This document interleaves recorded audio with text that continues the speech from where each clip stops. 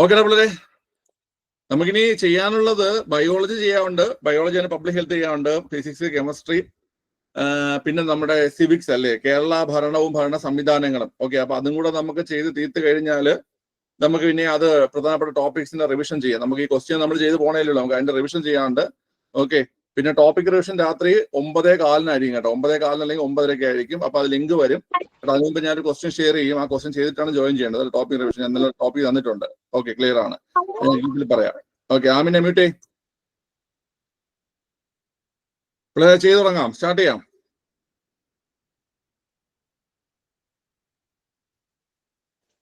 Okay, ഒന്നാമത്തെ ചോദ്യം ചെയ്തേ. ഒന്നാമത്തെ ചോദ്യം ചെയ്തേടാ. ഒന്നാം ചോദ്യം, നവജാത ശിശുക്കളുടെ സമഗ്ര ആരോഗ്യ പരിശോധനയ്ക്കായി കേരള സർക്കാരിന്റെ ആരോഗ്യവകുപ്പ് ആവിഷ്കരിച്ച പദ്ധതി എന്നാണ് ചോദ്യം.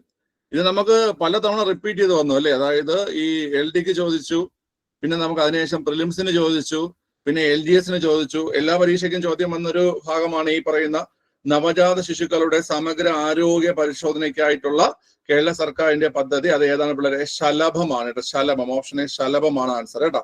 ശലഭമാണ് ആൻസർ. ഓക്കെ, ഈ ബാലമുകുളം പദ്ധതി എന്താ? ബാലമുകുളം, ബാലമുകുളം എന്താ? ബാലമുകുളം, ബാലമുകുളം ഏത് വകുപ്പിന്റെയാണ് ബാലമുകുളം? ബാലമുകുളം പദ്ധതി, ബാലമുകുളം പദ്ധതി എന്ന് പറഞ്ഞു കഴിഞ്ഞാല് സ്കൂൾ കുട്ടികൾക്ക് വേണ്ടിയിട്ടുള്ള ആയുർവേദ ചികിത്സാ പദ്ധതിയാണ്. സ്കൂൾ കുട്ടികൾക്ക് വേണ്ടിയിട്ടുള്ള ആയുർവേദ ചികിത്സാ പദ്ധതിയാണ് കേട്ടോ. ആയുർവേദ ചികിത്സാ പദ്ധതിയാണ് എന്ന് പറയുന്നത് ബാലമുകുളം കേട്ടോ. സ്കൂൾ കുട്ടികൾക്ക് വേണ്ടിയിട്ടുള്ള ആയുർവേദ ചികിത്സാ പദ്ധതിയാണ് ബാലമുകുളം. ഓക്കെ, താലോലം അറിയാലോ. താലോലം, താലോലം എന്താ? താലോലം മാരക രോഗങ്ങൾ ബാധിച്ച എത്ര വയസ്സിന് താഴെ പ്രായമുള്ള 18 വയസ്സിന് താഴെ പ്രായമുള്ള കുട്ടികൾക്ക് ധനസഹായം നൽകുന്ന പദ്ധതിയാണ് കേട്ടോ. ധനസഹായം നൽകുന്ന പദ്ധതിയാണ് ഏതെന്ന് പറയുന്നത് ഈ താലോലം എന്ന് പറയുന്നത്. താലോലം, ഈ താലോലം പദ്ധതി പ്രകാരം 50,000 രൂപയാണ് പ്രാഥമിക സഹായമായി ലഭിക്കുന്നത്. 50,000 രൂപയാണ് പ്രാഥമിക സഹായമായി ലഭിക്കുന്നത്. എത്രയാണ്? 50,000 രൂപയാണ്. 50,000 രൂപയാണ് എന്ത് ചെയ്യുന്നത് വളരെ പ്രാഥമിക സഹായമായിട്ട് ലഭിക്കുന്നത് കേട്ടോ. അപ്പം മാരക രോഗം വെച്ച് കഴിഞ്ഞാല് ഏതൊക്കെയുണ്ട് മാരക രോഗങ്ങള്? വൃക്കാരോഗങ്ങൾ, ഹൃദ്രോഗം, ഹീമോഫീലിയ അല്ലെ. വൃക്കാരോഗങ്ങൾ, ഹൃദ്രോഗം, ഹീമോഫീലിയ, സെറിബ്രൽ പാൾസി, അതുപോലെ സിക്കിൾ സെൽ അനീമിയ. അപ്പൊ ഇങ്ങനത്തെ മാരക രോഗങ്ങളൊക്കെ ബാധിച്ച ആൾക്കാർക്ക് വേണ്ടിയിട്ടുള്ള അല്ലെങ്കിൽ കുട്ടികൾക്ക് വേണ്ടിയിട്ടുള്ള 18 വയസ്സ് താഴെ പ്രായമുള്ള കുട്ടികൾക്ക് വേണ്ടിയിട്ടുള്ള ധനസഹായ പദ്ധതിയാണ് എന്ന് പറയുന്നത് വളരെ ഈ പറയുന്ന താലോലം എന്ന് പറയുന്നത്. താലോലം എത്രയാണ് പ്രാഥമിക ധനസഹായമായിട്ട് ലഭിക്കുന്നത്? 50,000 രൂപയാണ്. ഓർത്തിരിക്കുക, ഇമ്പോർട്ടന്റ് ആണ് കേട്ടോ. ഓക്കെ, ഇനി അടുത്ത് ഹൃദ്യം എന്ന് പറയാം. ഹൃദ്യം പദ്ധതി എന്താ? ഹൃദ്യം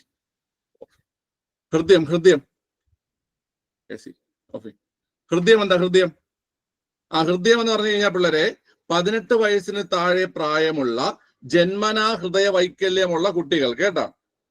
ജന്മനാ ഹൃദയ വൈകല്യമുള്ള കുട്ടികൾക്ക് 18 വയസ്സിന് താഴെയുള്ള ജന്മനാ ഹൃദയ വൈകല്യമുള്ള കുട്ടികൾക്ക് വേണ്ടിയിട്ടുള്ള പദ്ധതിയാണ് എന്ന് പറയുന്നത് ഹൃദ്യം പദ്ധതി കേട്ടോ. 18 വയസ്സിന് താഴെ പ്രായമുള്ള ജന്മനാ ഹൃദയ വൈകല്യമുള്ള കുട്ടികൾക്ക് വേണ്ടിയിട്ടുള്ള പദ്ധതിയാണ് എന്ന് പറയുന്നത് ഹൃദ്യം പദ്ധതി. ഓക്കെ, അപ്പൊ ആ 4 ഓർത്തിരിക്കുക. ശലഭമാണ് ഇതിന്റെ ആൻസർ. നിങ്ങൾക്ക് റിപ്പീറ്റ് ചെയ്ത് ശലഭം ചോദിക്കുന്നുണ്ട്.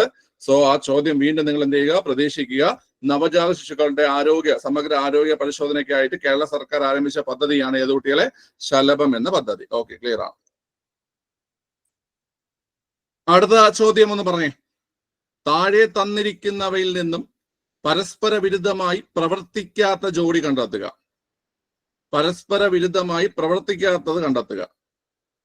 നല്ല ഒരു ക്വസ്റ്റ്യൻ ആണ്. പരസ്പര വിരുദ്ധമായി പ്രവർത്തിക്കാത്തത് കണ്ടെത്തുക എന്നാണ് ചോദ്യം കേട്ടോ.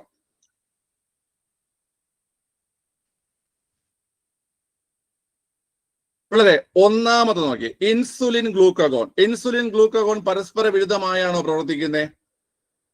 ഇൻസുലിൻ ഗ്ലൂക്കഗോൺ പരസ്പര വിരുദ്ധമായാണ് പ്രവർത്തിക്കുന്നത് അല്ലേ. അതായത് ഇൻസുലിൻ എന്താ ചെയ്യുന്നത്? ഇൻസുലിൻ എന്ത് ചെയ്യും? കമന്റ് ഇൻസുലിൻ എന്ത് ചെയ്യും? ഇൻസുലിൻ ഗ്ലൂക്കോസിനെ എന്താക്കി മാറ്റും? ഗ്ലൂക്കോസിനെ ഗ്ലൈക്കോജനാക്കി മാറ്റും. ഗ്ലൂക്കോസിനെ എന്താക്കി മാറ്റും പിള്ളേരെ? ഗ്ലൈക്കോജനാക്കി മാറ്റും. ഇൻസുലിൻ ഗ്ലൂക്കോസിനെ ഗ്ലൈക്കോജനാക്കി മാറ്റും. ഗ്ലൂക്കഗോൺ എന്താ ചെയ്യുന്നത്? ഗ്ലൂക്കഗോൺ ഗ്ലൈക്കോജനെ എന്താക്കി മാറ്റും? ഗ്ലൂക്കോസ് ആക്കി മാറ്റും അല്ലെ? ഗ്ലൈക്കോജനെ ഗ്ലൂക്കോസ് ആക്കി മാറ്റുന്നത് ഗ്ലൂക്കഗോണും ഗ്ലൂക്കോസിനെ ഗ്ലൈക്കോജനാക്കി മാറ്റുന്നത് ഇൻസുലിനുമാണ്. ഇത് കൺഫ്യൂഷൻ വരാതെ പഠിച്ചു വെച്ചോണം. ഗ്ലൂക്കോസിനെ ഗ്ലൈക്കോജനാക്കി മാറ്റുന്നത് ഇൻസുലിനും, ഗ്ലൂക്കഗോൺ എന്ന് വെച്ച് കഴിഞ്ഞാൽ ഗ്ലൈക്കോജനെ തിരിച്ച് ഗ്ലൂക്കോസ് ആക്കി മാറ്റുകയാണ് ചെയ്യുന്നത് കേട്ടോ. ഇവിടെ തന്നെ വേറൊരു ചോദ്യം നിങ്ങൾക്ക് വരാറുണ്ട്. ഈ ഗ്ലൂക്കോസിനെ ഗ്ലൈക്കോജനാക്കി മാറ്റുന്ന പ്രവർത്തനം എവിടെയൊക്കെ നടക്കുമെന്നുള്ള ഒരു ചോദ്യം. നമ്മുടെ ശരീരത്തിൽ പ്രധാനമായിട്ടും എവിടെയൊക്കെയാണ് ഈ ഗ്ലൂക്കോസിനെ ഗ്ലൈക്കോജനാക്കി മാറ്റുന്ന പ്രവർത്തനം നടക്കുന്നത്? എവിടെയൊക്കെയാണ് പ്രധാനമായിട്ടും എവിടെയൊക്കെയാണ്? കരളിൽ നടക്കും. കാരണം കരളിലാണ് അത് സ്റ്റോർ ചെയ്യുന്നത് അല്ലേ? അതുപോലെ നമ്മുടെ മസിൽസിലും ഈ പ്രവർത്തനം നടക്കും കേട്ടോ. മസിൽസിലും, പേശികളിലും, കരളിലും സ്കൂൾ ടെക്സ്റ്റിൽ കൃത്യമായിട്ട് എഴുതിയിട്ടുണ്ട് ആ ഒരു പോയിന്റ്. പേശികളിലും കരളിലും വെച്ച് ഗ്ലൂക്കോസിനെ ഗ്ലൈക്കോജനാക്കി മാറ്റുന്നത് ഇൻസുലിനാണ്. എന്നിട്ട് ഇത് സ്റ്റോർ ചെയ്യുന്നത് എവിടെയാണ്? ഗ്ലൈക്കോജനെ സ്റ്റോർ ചെയ്യുന്നത്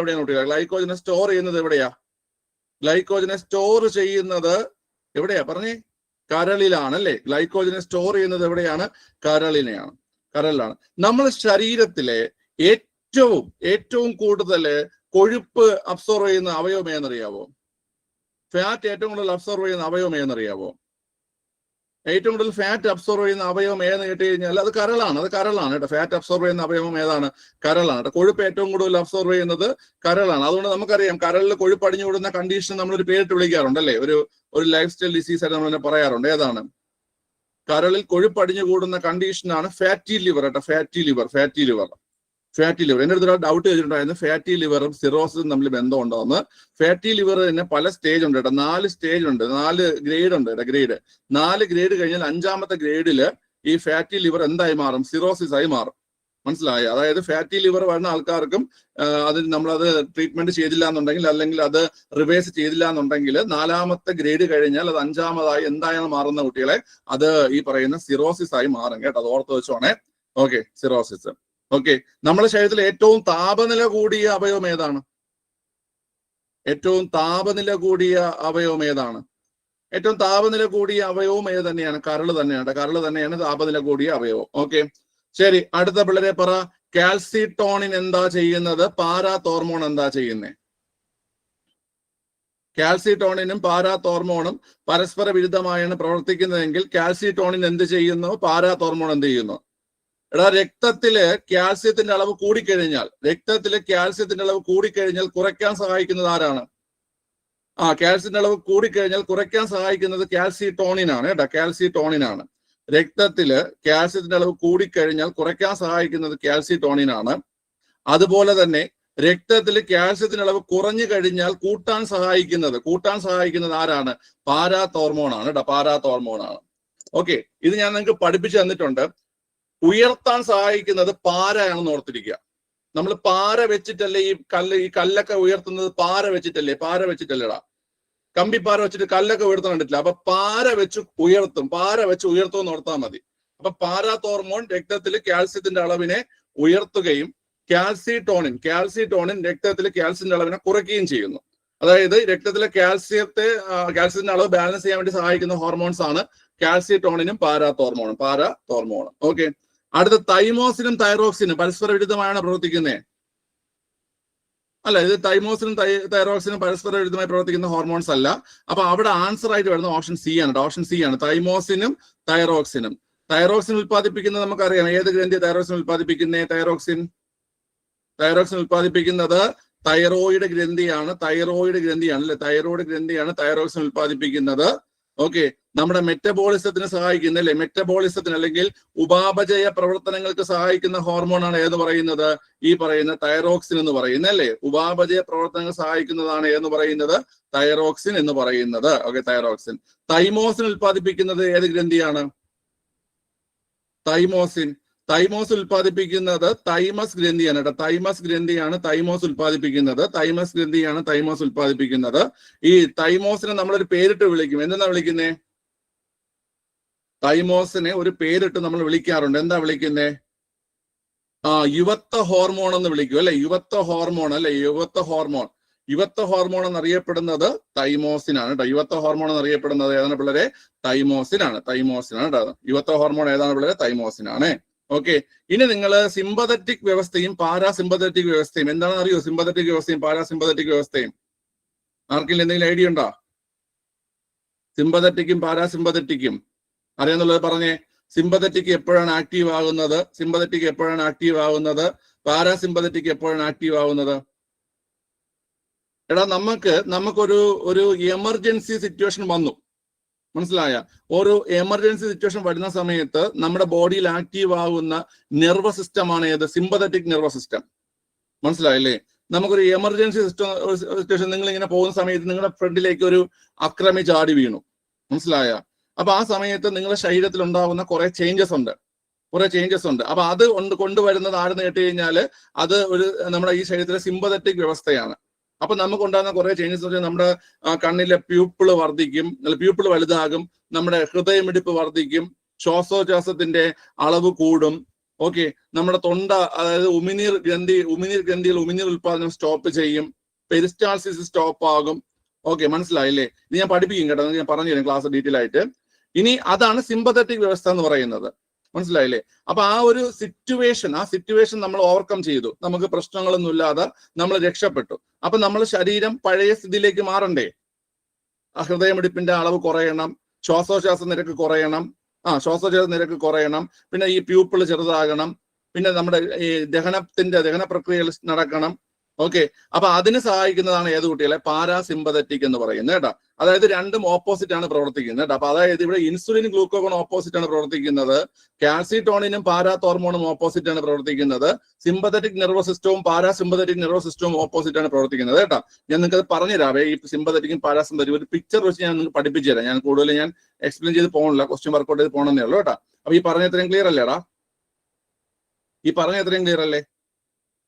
ക്ലിയർ ആണ്. ഓക്കെ, ശരി. അടുത്ത ചോദ്യം ഇതാണ്. കൊറോണറി ധമനികളിൽ കൊഴുപ്പടിഞ്ഞ് രക്തപ്രവാഹം തടസ്സപ്പെടുന്നത് മൂലമുണ്ടാകുന്ന രോഗം ഏതാണ്? കൊറോണറി ധമനികളിൽ കൊഴുപ്പടിഞ്ഞിട്ട് രക്തപ്രവാഹം തടസ്സപ്പെടുന്നത് മൂലമുണ്ടാകുന്ന രോഗം ഏതാണ്? വളരെ കൊറോണറി ധമനികളിൽ കൊഴുപ്പടിഞ്ഞ് രക്തപ്രവാഹം തടസ്സപ്പെടുന്നത് മൂലമുണ്ടാകുന്ന രോഗമാണ് എന്ന് പറയുന്നത് ഹൃദയാഘാതം എന്ന് പറയുന്നത്. ഏതാണ് വളരെ? ഹൃദയാഘാതം എന്ന് പറയുന്നത്. ഹൃദയാഘാതം. കൊറോണറി ധമനികളിൽ കൊഴുപ്പടിഞ്ഞ് രക്തപ്രവാഹം തടസ്സപ്പെടുന്നത് മൂലമുണ്ടാകുന്ന രോഗമാണ് എന്ന് പറയുന്നത് ഹൃദയാഘാതം എന്ന് പറയുന്നത്. ഹൃദയാഘാതം. ഓക്കെ. ഈ അമിത രക്തസമ്മർദ്ദം എന്താണെന്ന് അറിയോ? അമിത രക്തസമ്മർദ്ദം എന്താണ്ടാ? അമിത രക്തസമ്മർദ്ദം എന്താണ്? Hyper tension. നമുക്ക് ഇവിടെ തന്നെ നിങ്ങൾക്ക് ഒരു പ്രധാനപ്പെട്ട ഒരു പോയിന്റ് പഠിക്കാറുണ്ട്. അതായത് നിശബ്ദനായ കൊലയാളി എന്നറിയപ്പെടുന്നത്, നിശബ്ദനായ കൊലയാളി അല്ലെങ്കിൽ സൈലന്റ് കില്ലർ എന്നറിയപ്പെടുന്ന രോഗമാണ് ഏതെന്ന് പറയുന്നത്? അമിത രക്തസമ്മർദ്ദം എന്ന് പറയുന്നത്. നിശബ്ദനായ കൊലയാളി അല്ലെങ്കിൽ സൈലന്റ് കില്ലർ എന്നറിയപ്പെടുന്ന രോഗമാണ് ഏത്? ഈ അമിത രക്തസമ്മർദ്ദം എന്ന് പറയുന്നത് കേട്ടോ. അത് ഓർത്തിരിക്കുക. ഫാറ്റി ലിവർ നമ്മൾ പറഞ്ഞുതരാം എന്താണെന്നുള്ള. സിസ്റ്റോളിക് പ്രഷറും ഡയസ്റ്റോളിക് പ്രഷറും ഒക്കെ വെച്ചിട്ട് അത് ഞാൻ ക്ലാസ് എടുത്തു തരാം. ജസ്റ്റ് ഒന്ന് ഓർത്തിരിക്കുക. പക്ഷാഘാതം നിങ്ങൾക്ക് അറിയാം. പക്ഷാഘാതം അല്ലെങ്കിൽ സ്ട്രോക്ക് എങ്ങനെയാണ് ഉണ്ടാകുന്നതെന്ന്? പക്ഷാഘാതം അല്ലെങ്കിൽ സ്ട്രോക്ക് ഉണ്ടാകുന്നത് എങ്ങനെയെന്ന് അറിയാവോ? പിള്ളേരെ, രണ്ട് കണ്ടീഷൻ ഉണ്ട്. അതായത് ഒന്ന് സെറിബ്രൽ ത്രോംബോസിസ്. സെറിബ്രൽ ത്രോംബോസിസ് എന്താണ് പിള്ളേരെ? സെറിബ്രൽ ത്രോംബോസിസ് എന്താണ്? സെറിബ്രൽ ത്രോംബോസിസ് എന്താണെന്ന് കേട്ട് കഴിഞ്ഞാല് നമ്മുടെ ഈ മസ്തിഷ്കത്തിലേക്കുള്ള രക്തക്കുഴലുകളിൽ രക്തം കട്ടപിടിച്ച് രക്തപ്രവാഹം തടസ്സപ്പെടുന്നതിനെയാണ് സെറിബ്രൽ ത്രോംബോസിസ് എന്ന് പറയുന്നത്. മനസ്സിലായ? മസ്തിഷ്കത്തിലേക്കുള്ള രക്തക്കുഴലുകളിൽ രക്തം കട്ടപിടിച്ച് രക്തപ്രവാഹം തടസ്സപ്പെടുന്നതിന് എന്തെന്ന് പറയും? സെറിബ്രൽ ത്രോംബോസിസ് എന്ന് പറയും. എങ്കിൽ പറ വളരെ, എന്താണ് സെറിബ്രൽ ഹെമറേജ്? സെറിബ്രൽ ഹെമറേജ് എന്താണ്? സെറിബ്രൽ ഹെമറേജ് എന്താണ്? നമ്മുടെ മസ്തിഷ്കത്തിലേക്കുള്ള രക്തക്കുഴലുകൾ പൊട്ടുന്ന കണ്ടീഷനെയാണ് എന്തെന്ന് പറയുന്നത്? സെറിബ്രൽ ഹെമറേജ് എന്ന് പറയുന്നത്. മസ്തിഷ്കത്തിലേക്കുള്ള രക്തക്കുഴലുകൾ പൊട്ടുന്ന കണ്ടീഷനെയാണ് എന്ത് പറയുന്നത്? സെറിബ്രൽ ഹെമറേജ് എന്ന് പറയുന്നത്. ഈ സെറിബ്രൽ ത്രോംബോസിസും സെറിബ്രൽ ഹെമറേജും കാരണം നമുക്ക് ഉണ്ടാവുന്ന ഒരു അവസ്ഥയാണ് എന്ന് പറയുന്നത് പക്ഷാഘാതം എന്ന് പറയുന്നത്. മനസ്സിലായ? സെറിബ്രൽ ത്രോംബോസിസും സെറിബ്രൽ ഹെമറേജും കാരണം ഉണ്ടാകുന്ന ഒരു അവസ്ഥയാണ് എന്ന് പറയുന്നത് പക്ഷാഘാതം. ഓക്കെ, അത് ഓർത്തിരിക്കുക. ഫാറ്റി ലിവർ നിങ്ങൾക്ക് അറിയാം. ഫാറ്റി ലിവർ എന്താണെന്ന് നിങ്ങൾക്ക് അറിയാം. അപ്പൊ മറക്കണ്ട, കൊറോണറി ധമനികളിൽ കൊഴുപ്പടിഞ്ഞ് രക്തപ്രവാഹം തടസ്സപ്പെടുന്നത് മൂലം ഉണ്ടാകുന്ന രോഗമാണ് ഏതെന്ന് കേട്ട് കഴിഞ്ഞാൽ ഹൃദയാഘാതം. നമ്മുടെ ഹൃദയപേശികളിലേക്ക് രക്തം എത്തിക്കുന്ന ധമനികളാണ് ഏത് കുട്ടികളെ? കൊറോണറി ധമനികൾ. ഹൃദയപേശികളുടെ പ്രവർത്തനത്തിന് ആവശ്യമായിട്ടുള്ള രക്തം എത്തിക്കുന്നതാണ് ഏതെന്ന് പറയുന്നത് കൊറോണറി ധമനി എന്ന് പറയുന്നത്. കൊറോണറി ധമനി. ഓക്കെ, ക്ലിയർ ആണല്ലോ? ഞാനിത് പ്രധാനപ്പെട്ട പോയിന്റ്സ് മാത്രമേ പറഞ്ഞു പോകുന്നുള്ളൂ. ഇത് റിവിഷൻ ആയതുകൊണ്ട് ഞാൻ ഓരോ പോർഷൻ എടുക്കും. ഇപ്പൊ ഈ പറഞ്ഞതിൽ ഏതെങ്കിലും ഒന്നുകൂടെ പറയണോ? സെറിബ്രൽ ത്രോംബോസിസോ സെറിബ്രൽ ഹെമറേജോ ഏതെങ്കിലും ഒന്നുകൂടെ പറയണോ? വേണ്ടല്ലോ. ആർക്കെങ്കിലും ഒന്നുകൂടെ പറയണോ? നോട്ട് ഷെയർ ചെയ്യും കേട്ടോ, നോട്ട് ഷെയർ ചെയ്യും. വായിച്ച് പഠിച്ചോണേ. നമുക്ക് ഇപ്പൊ തന്നെ ഏകദേശം 50 ക്വസ്റ്റ്യൻ ചെയ്യാനുണ്ട്. അതുകൊണ്ടാണ് ഞാൻ പെട്ടെന്ന് പറഞ്ഞു പോകുന്നത്. അടുത്ത ചോദ്യം ചെയ്തേ. താഴെ തന്നിരിക്കുന്നവയിൽ ശരിയായ പ്രസ്താവന ഏതാണ്? ശരിയായ പ്രസ്താവനയാണ്. ഓക്കെ, ജീവകം എ, ഡി, സി, കെ എന്നിവയാണ് കൊഴുപ്പിൽ ലയിക്കുന്നവ. എന്താ തെറ്റെന്താ അവിടെ? A, D, C, K. C കൊഴുപ്പിൽ ലയിക്കുന്ന അല്ലേ? സി കൊഴുപ്പിൽ ലയിക്കുന്നതല്ല. സി ലയിക്കുന്നത് ജലത്തിലാണ്. വാട്ടർ സോലുബിൾ ആണല്ലേ? വാട്ടർ സോലുബിൾ ആണല്ലേ? ഓക്കെ, ഇനി അടുത്ത് ജീവകം B3 അപര്യാപ്തത രോഗമാണ് പെല്ലഗ്ര. ശരിയോ തെറ്റോ? ജീവകം B3 അത് ശരിയാണ്. അപ്പൊ അതാണ് ഇവിടെ ശരിയായിട്ടുള്ള പ്രസ്താവന. ജീവകം B3 അപര്യാപ്തത രോഗമാണ് ഏത്? പെല്ലഗ്ര. അടുത്ത് എല്ലുകളുടെ ശരിയായ വളർച്ചയ്ക്ക് ജീവകം എ സഹായിക്കുന്നു. ശരിയോ തെറ്റോ? എല്ലുകളുടെ വളർച്ചയ്ക്ക് സഹായിക്കുന്നത് ഡി ആണല്ലേ? എല്ലുകളുടെ വളർച്ചയ്ക്ക് സഹായിക്കുന്ന കുട്ടികളെ ഡി ആണല്ലേ? ഡി ആണ്. അടുത്ത് ജീവകം കെയുടെ കുറവ് മൂലം സ്കർവി ഉണ്ടാകുന്നു. സ്കർവിക്ക് കാരണം ഏതാണ് പിള്ളേരെ? സ്കർവിക്ക് കാരണം വൈറ്റമിൻ സിയുടെ കുറവാണ്. സ്കർവിക്ക് കാരണം അല്ലേ? സ്കർവിക്ക് കാരണം വൈറ്റമിൻ സിയുടെ കുറവാണ്. ജീവകം കെയുടെ കുറവ് മൂലം ഉണ്ടാകുന്ന രോഗം ഏതാ? ജീവകം കെയുടെ കുറവ് മൂലം ഉണ്ടാകുന്ന രോഗം ഏതാണ്? ജീവകം കെ. ഹീമോഫീലിയ എന്ന് നിങ്ങൾ പറയണേക്കാളും നിങ്ങൾ ഹെമറേജ് എന്ന് പറഞ്ഞ് പഠിക്കുക കേട്ടോ. ഹെമറേജ് നമ്മളത് ഒരു കാര്യം പൂർണ്ണമായിട്ടും ടെക്സ്റ്റിൽ നിന്നൊക്കെ മാറ്റിയിട്ടുണ്ട്. അതായത് രക്തം കട്ട പിടിക്കാത്ത അവസ്ഥ, അത് നമ്മൾ ഹെമറേജ് കേട്ടോ. ഹെമറേജ് എന്നുള്ളൊരു കണ്ടീഷനായിട്ട് പറയും. രക്തപ്രവാഹം എന്നുള്ളൊരു കണ്ടീഷനായിട്ടാണ് ഇപ്പോൾ അത് നമുക്ക് അപ്ഡേറ്റ് ആയി വരുന്നത്. കാരണം ഹീമോഫീലിയ എന്ന് പറഞ്ഞു കഴിഞ്ഞാൽ ഒരു ഡെഫിഷ്യൻസി ഡിസീസ് എന്നതിനേക്കാൾ കൂടുതൽ അതിനെ നമ്മൾ പരിഗണിക്കുന്നത് എന്തായിട്ടാണ്? ഹീമോഫീലിയ എന്താണ്? അതൊരു ജനറ്റിക് ഡിസോർഡർ ആയിട്ടാണ് പരിഗണിക്കുന്നത് കേട്ടോ. അതുകൊണ്ട് നിങ്ങൾ വൈറ്റമിൻ കെയുടെ കുറവ് മൂലം ഉണ്ടാകുന്ന രോഗം ഏന്നിട്ട് കഴിഞ്ഞാൽ നിങ്ങൾ ഹെമറേജ് എന്ന് പഠിച്ചാൽ മതി. ആന്റി ഹെമറേജ് വൈറ്റമിൻ ഒക്കെ ചോദിക്കാറുണ്ട്. ആന്റി ഹെമറേജ് വൈറ്റമിൻ ഏന്നിട്ട് കഴിഞ്ഞാൽ വൈറ്റമിൻ കെ ആണ്. കൊയാഗുലേഷൻ വൈറ്റമിൻ ഏതാ? കൊയാഗുലേഷൻ വൈറ്റമിൻ എന്ന് ചോദിച്ചാലും ഏത് തന്നെയാണ്? വൈറ്റമിൻ കെ തന്നെയാണ് coagulation vitamin. What is coagulation? എന്താണ് കൊയാഗുലേഷൻ? കൊയാഗുലേഷൻ എന്നുകൊണ്ട് ഉദ്ദേശിക്കുന്നത് എന്താണ്? കൊയാഗുലേഷൻ എന്ന് പറഞ്ഞു കഴിഞ്ഞാൽ രക്തം കട്ടപിടിക്കുന്ന ഒരു കണ്ടീഷനെയാണ് നമ്മൾ കൊയാഗുലേഷൻ എന്ന് പറയുന്നത് അല്ലേ? രക്തം കട്ടപിടിക്കുന്ന ഒരു കണ്ടീഷനെയാണ് കൊയാഗുലേഷൻ എന്ന് പറയുന്നത്. ഓക്കെ, അടുത്ത ചോദ്യം. മന്ദരോഗം ഉണ്ടാക്കുന്ന രോഗാണു ഏതാണ്? നമ്മൾ പഠിക്കുന്നുണ്ട് മന്ദരോഗം അല്ലേ? ഫൈലേറിയാസിസ്, എലിഫന്റാസിസ് എന്നൊക്കെ നമ്മൾ പറയൂ അതിനെ. ഫൈലേറിയൻ വിരകൾ കാരണം കേട്ടോ. ഫൈലേറിയൻ വിരകൾ കാരണം ഉണ്ടാകുന്ന ഒരു രോഗമാണ് മന്ത് എന്ന് പറയുന്നത് അല്ലെ? മന്ത്. ഓക്കെ, ഈ മന്ത് രോഗം പരത്തുന്ന കൊതുക് നമുക്ക് ചോദിക്കാറുണ്ട്. ഏത് കൊതുകാണ് മന്ത് രോഗം പരത്തുന്നത്? അത് ക്യൂലെക്സ് കൊതുകുകളാണ് അല്ലെ? ക്യൂലെക്സ് പെൺകൊതുകുകളാണ് അല്ലെ? ക്യൂലെക്സ് പെൺകൊതുകുകളാണ് എന്ത് ചെയ്യുന്നത്? മന്ത് രോഗം പരത്തുന്നത്. ഓർത്തിരിക്കുക. ഓക്കെ, മന്ത് രോഗം പ്രധാനമായും ബാധിക്കുന്നത് എന്തിനെയാ ബാധിക്കുന്നത്? നമ്മുടെ ശരീരത്തിലെ ഏത് വ്യവസ്ഥയാണ് മന്ത് രോഗം ബാധിക്കുന്നത്? ലിംബ് വ്യവസ്ഥയാണ് ബാധിക്കുന്നത് അല്ലെ? ലിംബ് വ്യവസ്ഥയാണ് എന്ത് ചെയ്യുന്നത്? ബാധിക്കുന്നത്. ഓക്കെ, ക്ലിയർ ആണല്ലോ? അപ്പൊ ഫൈലേറിയൻ വിരകൾ കാരണമാണ് മന്ത് ഉണ്ടാകുന്നത്. മന്ത് രോഗത്തിന് കാരണമാകുന്നത് ക്യൂലെക്സ് പെൺകൊതുകുകളാണ്, ലിംബ് വ്യവസ്ഥയാണ് മന്ദരോഗം എന്ത് ചെയ്യുന്നത്, ബാധിക്കുന്നത് എന്നുള്ള കാര്യം കൂടെ നിങ്ങൾ ഓർത്തിരിക്കുക. ഓക്കെ, ഇനി വേറൊരു പോയിന്റ് എന്ന് പറഞ്ഞു കഴിഞ്ഞാല് അതൊരു ചോദ്യമായി വരാറുണ്ട്. നമുക്ക് നമ്മുടെ ശരീരത്തിൽ വിരശല്യം ഉണ്ടാകുമല്ലോ, ആ വിരശല്യത്തിന് ഉപയോഗിക്കുന്ന ഒരു മരുന്നുണ്ട്, അതിന്റെ പേര് ചോദിക്കും. നമ്മുടെ ശരീരത്തിൽ വിരശല്യം ഉണ്ടാകുമ്പോൾ നമ്മളത് കഴിക്കാൻ ഉപയോഗിക്കുന്ന ആ മരുന്നിന്റെ പേര് ആൽബൻഡസോൾ എന്നാണ് കേട്ടോ. അതെ, ആൽബൻഡസോൾ ആണ്, ആൽബൻഡസോൾ. കറക്റ്റ് പറഞ്ഞാൽ നമ്മൾ എല്ലാവരും 6 മാസം കൂടുമ്പോഴാണെങ്കിൽ 6 മാസം കൂടുന്ന സമയത്ത് നമ്മൾ അതിന് എന്ത് ചെയ്യണം, അത് കഴിക്കണമെന്നാണ് പറയുന്നത്. മനസ്സിലായില്ലേ? നമ്മളങ്ങനെ കഴിക്കാറില്ല, ഡോക്ടർമാരൊക്കെ റെഫർ ചെയ്യുന്ന സമയത്ത് മാത്രം നമ്മൾ കഴിക്കാറുള്ളൂ കേട്ടോ. അപ്പം വിരശല്യത്തിന് ഉപയോഗിക്കുന്ന അല്ലെങ്കിൽ വിരകളുടെ പ്രശ്നം മാറാണ്ട് കഴിക്കുന്ന മരുന്നിന്റെ പേര് ആൽബൻഡസോൾ എന്നാണ്, ഓർത്ത് വെച്ചോണം കേട്ടോ. അടുത്ത ചോദ്യം, എൻസൈമുകളില്ലാത്ത ദഹനരസം ഏതാണ്? എൻസൈമുകളില്ലാത്ത ദഹനരസം. പിള്ളേരെ ഇത് നല്ലൊരു ചോദ്യമാണ്. പിത്തരസമാണ്. പിത്തരസത്തില് എൻസൈമുകൾ അല്ലെങ്കിൽ രാസാഗ്നികളില്ലാട്ടെ. എൻസൈം എന്ന് പറഞ്ഞാൽ രാസാഗ്നികളാണ് കേട്ടോ. എന്താണ് എൻസൈം എന്ന് കേട്ട് കഴിഞ്ഞാല് നമ്മുടെ ശരീരത്തിൽ നടക്കുന്ന പ്രവർത്തനങ്ങളുടെ വേഗത കൂട്ടാൻ സഹായിക്കുന്ന, നമ്മുടെ ശരീരത്തിൽ നടക്കുന്ന പ്രവർത്തനങ്ങളുടെ വേഗത കൂട്ടാൻ സഹായിക്കുന്ന പ്രോട്ടീനുകളെയാണ് നമ്മൾ എൻസൈം എന്ന് പറയുന്നത്. എൻസൈം നമ്മുടെ ശാരീരിക പ്രവർത്തനങ്ങളുടെ വേഗത കൂട്ടാൻ സഹായിക്കുന്ന പ്രോട്ടീനുകളാണ് എന്തെന്ന് പറയുന്നത്, എൻസൈമുകൾ എന്ന് പറയുന്നത്. ഓക്കെ, അപ്പൊ എൻസൈമുകൾ ഇല്ലാത്ത രാസാഗ്നി ദഹനരസം ഏതെന്ന് കേട്ട് കഴിഞ്ഞാൽ അത് പിത്തരസമാണ് കേട്ടോ. ഓക്കെ, എടാ ഇതിൽ ഏതെങ്കിലും ഞാൻ ഒന്നുകൂടെ പറഞ്ഞു തരണോ? ഞാൻ കുറച്ച് പോയിന്റ്സ് പറഞ്ഞു, ഏതെങ്കിലും ഒന്നുകൂടെ പറഞ്ഞു തരണോ? വേണ്ടല്ലോ, വേണ്ട. ഓക്കെ, അടുത്ത ക്വസ്റ്റ്യൻസിലേക്ക് പോവാം. അടുത്ത ചോദ്യം ചെയ്തേ.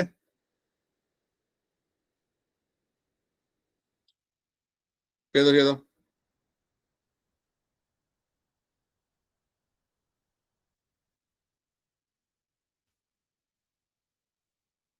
മസ്തിഷ്കത്തിൽ ഡോപ്പമിൻ എന്ന നാഡീയ പ്രേഷകത്തിന്റെ ഉൽപാദനം കുറയുന്നത് മൂലം ശരീരത്തിന് വിറയൽ, പേശികളുടെ ക്രമരഹിതമായ ചലനം, ശരീര തുലന നില നഷ്ടമാകുക എന്നീ അവസ്ഥകൾ കാണപ്പെടുന്നു. ഇത് ഏത് രോഗത്തിന്റെ ലക്ഷണങ്ങളെന്നാണ് ചോദ്യം. ഏത് രോഗം പിള്ളേരെ? അത് ഓപ്ഷൻ ബി പാർക്കിൻസൺസ് രോഗമാണ്. ഓപ്ഷൻ ബി പാർക്കിൻസൺസ് രോഗമാണ് കേട്ടോ. പാർക്കിൻസൺസ് രോഗത്തിന്റെ ലക്ഷണങ്ങളാണ് ഈ പറയുന്നത് കേട്ടോ. ക്ലിയർ അല്ലേ? പാർക്കിൻസൺസ്, ഷേക്കിംഗ് പാൾസി എന്നറിയപ്പെടുന്ന പാർക്കിൻസൺസ് രോഗത്തിന്റെ ലക്ഷണങ്ങളാണ് ഈ കൊടുത്തിരിക്കുന്നത്. ഓക്കെ, ക്ലിയർ ആണല്ലോ? അപ്പം ഡോപ്പമിൻ, ഇത് മറക്കണ്ട, ഡോപ്പമിൻ എന്ന് പറയുന്ന നാഡീയ പ്രേഷകത്തിന്റെ ഉൽപാദനം കുറയുന്നത് മൂലം ഉണ്ടാകുന്ന രോഗമാണ് ഏത്? പാർക്കിൻസൺസ് എന്ന് പറയുന്നത് കേട്ടോ. ക്ലിയർ അല്ലേ? ഓക്കെ, ഇത് നമുക്ക് നെർവസ് സിസ്റ്റം പഠിക്കുകയാണ്. നെർവസ് സിസ്റ്റത്തിൽ അത് കൊടുത്തിട്ടുണ്ട്. അപ്പൊ ഞാൻ നെർവസ് സിസ്റ്റം ഞാൻ അത് നിങ്ങൾക്ക് എടുത്തു തരാം. അപ്പൊ ആ സമയത്ത് പാർക്കിൻസൺസും പിന്നെ അൾഷിമേഴ്സും അതുപോലെ അവസ്മാരും ഒക്കെ പഠിക്കാറുണ്ട് കേട്ടോ. ഓക്കെ, അൾഷിമേഴ്സ് എങ്ങനെയാ ഉണ്ടാകുന്നേ?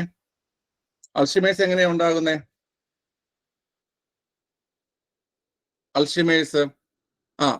എന്ന് പറഞ്ഞു കഴിഞ്ഞാല് നമ്മുടെ മസ്തിഷ്കത്തിലെ നാഡീകലകളില് ഒരുതരം പ്രോട്ടീൻ അടിഞ്ഞുകൂടുന്നത് കൊണ്ടാണ് നമുക്ക് എന്ത് ചെയ്യുന്നത് വളരെ അൾഷിമേഴ്സ് ഉണ്ടാവുന്നത്. ഓക്കെ, ഗാംഗ്ലിയോണുകളുടെ നാശം എന്ന് ചോദിച്ചാൽ നിങ്ങൾ ഏത് പറയും? മസ്തിഷ്കത്തിലെ പ്രത്യേകതരം ഗാംഗ്ലിയോണുകളുടെ നാശം കാരണം ഉണ്ടാകുന്ന രോഗം എന്ന് ചോദിച്ചാൽ നിങ്ങൾ ഏത് പറയൂടാ? മസ്തിഷ്കത്തിലെ പ്രത്യേകതരം ഗാംഗ്ലിയോണുകളുടെ നാശം മൂലം ഉണ്ടാകുന്ന രോഗം, അതും പാർക്കിൻസൺസ് ആണ്. അപ്പൊ അത് ഞാൻ പറയില്ല, നമുക്കത് ഒരു ബോക്സിനകത്ത് കൊടുത്തിട്ടുണ്ട്. നമുക്ക് ആ പ്രധാനപ്പെട്ട പോയിന്റ്സ് പഠിക്കുമ്പോൾ നിങ്ങൾക്ക് ഇത് കിട്ടും. ഓക്കെ, ക്ലിയർ ആണ്. ശരി, അടുത്ത നോക്കിയോ. താഴെ പറയുന്നവയിൽ തൊഴിൽജന്യ രോഗം അല്ലാത്തത് ഏതാണ്? ചോദ്യം. തൊഴിൽജന്യ രോഗം അല്ലാത്തത് ഏതാണ് പിള്ളേരെ? തൊഴിൽജന്യ രോഗമല്ലാത്തത് സോറിയാസിസ് ആണ് അല്ലെ? സോറിയാസിസ് ആണ് തൊഴിൽജന്യ രോഗമല്ലാത്തത്. ഓക്കെ, ഈ സിലിക്കോസിസ് അപ്പൊ തൊഴിൽജന്യ രോഗമാണ് അല്ലെ? സിലിക്കോസിസ് അത് ബാധിക്കുന്നത് ആരെയാണ്? എവിടെ ജോലി ചെയ്യുന്ന ആൾക്കാരെയാണ് സിലിക്കോസിസ് ബാധിക്കുന്നത്? പിള്ളേരെ കണികൾ അല്ലെ? കണികളില് അതുപോലെ തന്നെ പാറമട എന്നീ ഭാഗങ്ങളിൽ ജോലി ചെയ്യുന്ന ആൾക്കാരെയാണ് എന്ത് ബാധിക്കുന്നത്? സിലിക്കോസിസ് ബാധിക്കുന്നത്. ഓക്കെ, ന്യൂമോകോണിയോസിസ് ബാധിക്കുന്നത്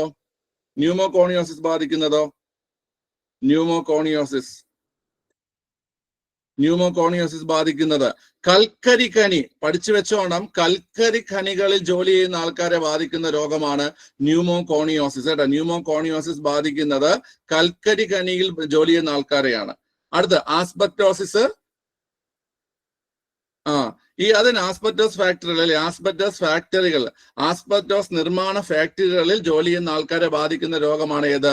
ആസ്ബറ്റോസിസ് എന്ന് പറയുന്നത്. ഇതൊരു ഭയങ്കര ഭീകരമായിട്ടുള്ള കണ്ടീഷനാണ് കേട്ടോ. അതുകൊണ്ട് പല രാജ്യങ്ങളും എന്ത് ചെയ്യണമെന്ന് പറയുമ്പോൾ ഈ ആസ്ബറ്റോസ് നിരോധിച്ചിട്ടുണ്ട്. ആസ്ബറ്റോസ് ഷീറ്റ് നമുക്കത് വില കുറവായത് കൊണ്ട് തന്നെ നമ്മൾ പലരും ഇന്ത്യയിൽ സ്ഥിരമായിട്ട് ഉപയോഗിക്കുന്ന സാധനമാണ്. നമ്മളെയൊക്കെ എല്ലാവരെയും ഒട്ടുമിക്ക എല്ലാവരും വീട്ടിലോ ഷെഡിലോ ഒക്കെ ഈ സാധനം നമ്മൾ എന്ത് ചെയ്യാറുണ്ട്? യൂസ് ചെയ്യാറുണ്ട് ഈ ആസ്ബറ്റോസ്. ഓക്കെ, പക്ഷെ അത് ഭയങ്കരമായിട്ടുള്ള അതിന് ക്യാൻസറിന് കോസ് ചെയ്യുന്ന ഒരു സാധനമാണ് ഈ ആസ്ബറ്റോസ് എന്ന് പറയുന്നത് കേട്ടോ. ഓക്കെ, അത് ഒരുപാട് രാജ്യങ്ങൾ നിരോധിച്ചിട്ടുള്ള സാധനമാണ്. ആരോ ലെഫ്റ്റായി ആസ്ബറ്റോസ് മാറാൻ പോയെന്ന് തോന്നുന്നു.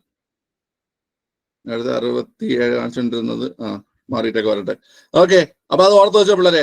അപ്പം സിലിക്കോസിസ് എന്ന് പറഞ്ഞാൽ കണികളിലും പാറമടയിലും ജോലി ചെയ്യുന്ന ആൾക്കാരെ ബാധിക്കുന്ന രോഗമാണ് സിലിക്കോസിസ്. അടുത്ത് ന്യൂമോകോണിയോസിസ് എന്ന് പറഞ്ഞാൽ കൽക്കരി കണികൾ ജോലി ചെയ്യുന്ന ആൾക്കാരെ ബാധിക്കുന്ന ന്യൂമോകോണിയോസിസ്. ആസ്ബറ്റോസിസ് എന്ന് പറഞ്ഞു കഴിഞ്ഞാൽ ആസ്ബറ്റോസ് ഫാക്ടറിയിൽ ജോലി ചെയ്യുന്ന ആൾക്കാരെ ബാധിക്കുന്ന രോഗമാണ്. സോറിയാസിസ് എന്തെന്ന് പറയുക? സോറിയാസിസ് രോഗം ബാധിക്കുന്ന ഏത് അവയവത്തെയാ? സോറിയാസിസ് രോഗം ബാധിക്കുന്ന ഏത് അവയവത്തെയാണ് പിള്ളേരെ?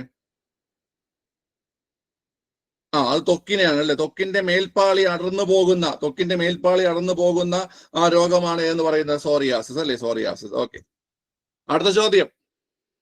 മനുഷ്യത്തിൽ പ്രവേശിക്കുന്ന രോഗാണുക്കളെ വിഴുങ്ങി നശിപ്പിക്കുന്ന പ്രവർത്തനമാണ് ഫാഗോസൈറ്റോസിസ്. ഈ പ്രവർത്തനം നടത്തുന്ന ശ്വേതരക്താണുക്കൾ ഏതൊക്കെ? ഫാഗോസൈറ്റോസിസ് നടത്തുന്ന ശ്വേതരക്താണുക്കൾ ഏതൊക്കെയാണ്? വിഴുങ്ങുക, ഞാൻ നിങ്ങളത് പറഞ്ഞിട്ടുണ്ട്. നമുക്ക് ന്യൂട്ടല്ല കണ്ടു കഴിഞ്ഞാൽ നമുക്ക് എല്ലാവർക്കും വിഴുങ്ങാൻ ഇഷ്ടമാണ്. അപ്പൊ നമ്മളത് മോണയിലൂടെ വിഴുങ്ങും അല്ലേ? ന്യൂട്ടല്ല എന്ന് പറഞ്ഞ സാധനം ഉണ്ട്, ചോക്ലേറ്റിന്റെ, അത് തന്നെ സാധനം.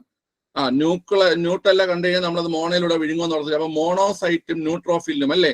മോണോസൈറ്റും ന്യൂട്രോഫില്ലുമാണ് ഏത് പിള്ളേരെ? ഈ ഫാഗോസൈറ്റോസിസ് എന്ന് പറയുന്ന പ്രവർത്തനം നടത്തുന്ന ഫാഗോസൈറ്റ്സ്. ക്ലിയർ ആണല്ലോ? അപ്പൊ വിഴുങ്ങുന്നത് ആര് എന്ന് കേട്ട് കഴിഞ്ഞാൽ മോണോസൈറ്റും ന്യൂട്രോഫില്ലും കേട്ടോ. മോണോസൈറ്റും ന്യൂട്രോഫില്ലുമാണ്. അടുത്ത ചോദ്യം. DDT പോലുള്ള കീടനാശിനികൾ സൃഷ്ടിക്കുന്ന പാരിസ്ഥിതിക ആരോഗ്യ പ്രശ്നങ്ങൾ പ്രതിപാദിച്ച് റേച്ചൽ കഴ്സൺ എന്ന അമേരിക്കൻ ഗവേഷക പ്രസിദ്ധീകരിച്ച പുസ്തകം ഏത്? നമ്മളത് പല തവണ ക്വസ്റ്റ്യനിൽ കണ്ടിട്ടുള്ളത് തന്നെയാണ്, നമ്മൾ പഠിച്ചിട്ടുള്ളത് തന്നെയാണ്. നിശബ്ദ വസന്തം അല്ലെ? നിശബ്ദ വസന്തമാണ് ആൻസർ. Silent spring. ഓക്കെ, അടുത്ത ചോദ്യം. സ്ഥൂലധാതുക്കൾ ഏതൊക്കെ? സ്ഥൂലധാതുക്കൾ.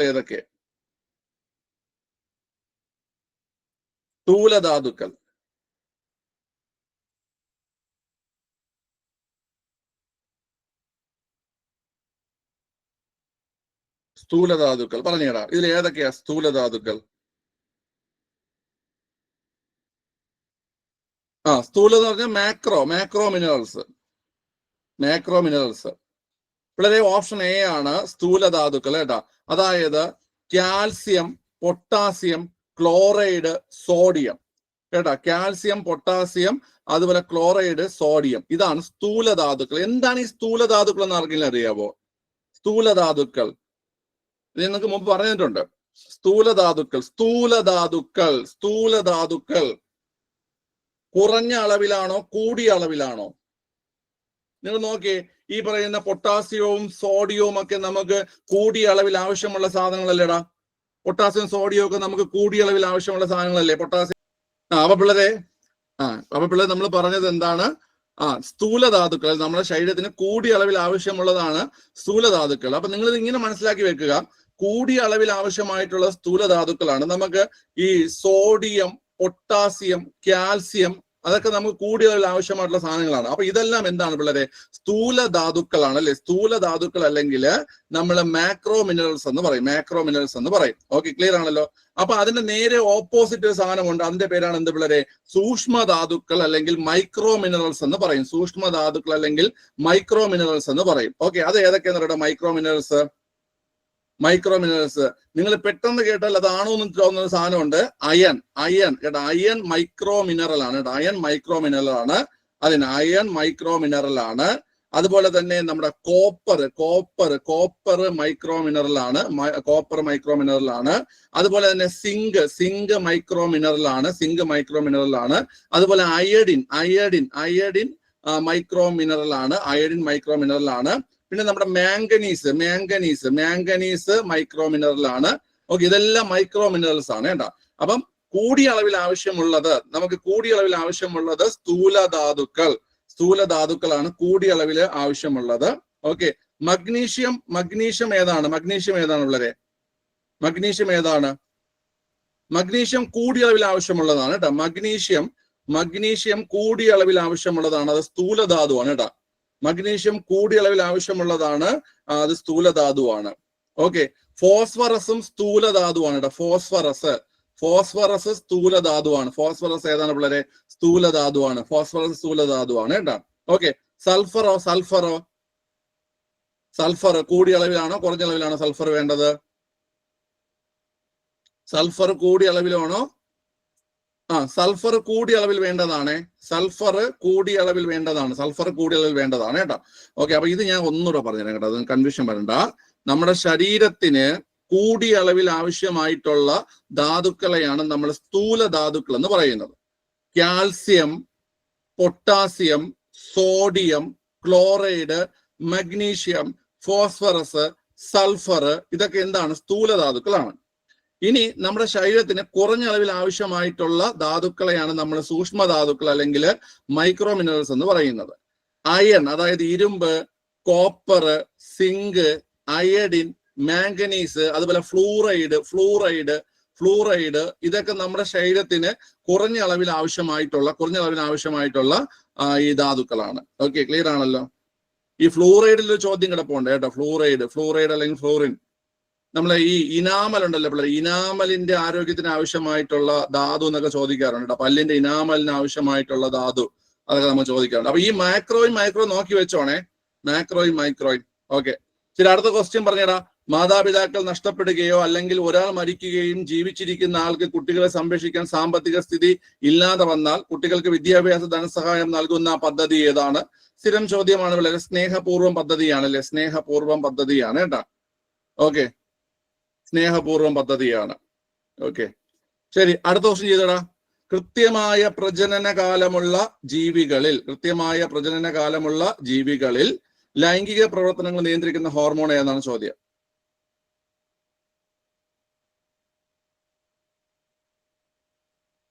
ഏതാ പിള്ളേരെ? കൃത്യമായ പ്രജനന കാലമുള്ള ജീവികളിൽ ലൈംഗിക പ്രവർത്തനങ്ങൾ നിയന്ത്രിക്കുന്ന ഹോർമോൺ ഏതെന്ന് കേട്ട് കഴിഞ്ഞാൽ അത് മെലാട്ടോണിൻ ആണ്. മെലാട്ടോണിൻ. ഓക്കെ. നമ്മുടെ ശരീരത്തിലെ മെലാട്ടോണിന്റെ ജോലി എന്താണെന്ന് അറിയാവോ? നമ്മുടെ ശരീരത്തില് മെലാട്ടോണിൻ ഉൽപ്പാദിപ്പിക്കുന്നത്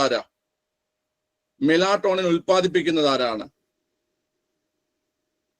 അത്യാവശ്യമുള്ള ലിഫ്റ്റ് ആയിക്കോ പിള്ളേരെ. മെലാട്ടോണിൻ ഉൽപ്പാദിപ്പിക്കുന്നത് പീനിയൽ ഗ്രന്ഥിയാണ് കേട്ടോ. പീനിയൽ ഗ്രന്ഥിയാണ് മെലാട്ടോണിൻ ഉൽപ്പാദിപ്പിക്കുന്നത്. പീനിയൽ ഗ്രന്ഥി നമ്മുടെ ജൈവ ഘടികാരം എന്നറിയപ്പെടുന്ന പീനിയൽ ഗ്രന്ഥിയാണ് എന്ത് ചെയ്യുന്നത്? മെലാട്ടോണിൻ ഉൽപ്പാദിപ്പിക്കുന്നത് കേട്ടോ. ജൈവ ഘടികാരം അല്ലെങ്കിൽ ബയോളജിക്കൽ ക്ലോക്ക് എന്നറിയപ്പെടുന്ന പീനിയൽ ഗ്രന്ഥിയാണ് എന്ത് ചെയ്യുന്നത്? മെലാട്ടോണിൻ ഉൽപ്പാദിപ്പിക്കുന്നത്. ഈ മെലാട്ടോണിൻ ആണ് നമ്മുടെ ശരീരത്തിലെ അല്ലെങ്കിൽ നമ്മുടെ ദൈനംദിന ജീവിതത്തിന്റെ താളക്രമം, അതായത് നമ്മളെ ഉറങ്ങാനും ഉണരാനും ഒക്കെ സഹായിക്കുന്നത് അത് തന്നെയാണ് നമ്മുടെ റിതം എന്ന് പറയും കേട്ടോ. എന്ന് വെച്ചാൽ നമ്മുടെ ഒരു ലൈഫിന്റെ ആ ഒരു താളക്രമം പാലിക്കാൻ നമ്മളെ സഹായിക്കുന്ന ഹോർമോണാണ് മെലാട്ടോണിൻ. ഉറങ്ങാനും ഉണരാനും സഹായിക്കുന്ന ഹോർമോണാണ് മെലാട്ടോണിൻ. ഓക്കെ, ക്ലിയർ ആണല്ലോ? അതുകൊണ്ട് ഈ ഒരു പോയിന്റ് ഓർത്തിരിക്കുക. കൃത്യമായ പ്രജനന കാലഘട്ടമുള്ള ജീവികളിൽ ലൈംഗിക പ്രവർത്തനം നിയന്ത്രിക്കുന്ന ഹോർമോൺ മെലാട്ടോണിൻ ആണ്. ഇതെല്ലാം SCERT ആണ് പിള്ളേർ. ഇതെല്ലാം SCERT ബേസ് ചെയ്തിട്ടുള്ള ക്വസ്റ്റ്യൻസ് ആണ് കേട്ടോ. ഓക്കെ, അടുത്ത് ഇന്ത്യയിലെ 3 എക്കോളജിക്കൽ ഹോട്ട്സ്പോട്ടുകൾ ഏതൊക്കെ? റീസെന്റ് ആയിട്ട് പഠിപ്പിച്ചതായത്. ഇന്ത്യയിലെ 3 എക്കോളജിക്കൽ ഹോട്ട്സ്പോട്ടുകൾ ഇൻഡോ ബർമ, വടക്കിഴക്കൻ ഹിമാലയം, പശ്ചിമഘട്ടം അല്ലെ? ഇൻഡോ ബർമ, വടക്കിഴക്കൻ ഹിമാലയം, പശ്ചിമഘട്ടമാണ് ആൻസർ ആയിട്ട് വരുന്നത്. ഓക്കെ, ക്ലിയർ ആണ്. ഓപ്ഷൻ ഡി ആണേ. അടുത്ത് താഴെ പറയുന്നവയിൽ ജീവകം സിയുടെ പ്രസ്താവന അല്ലാത്തത് ഏത്? വൈറ്റമിൻ സിയുടെ പ്രസ്താവന അല്ലാത്തത് ഏതാണ് ചോദ്യം.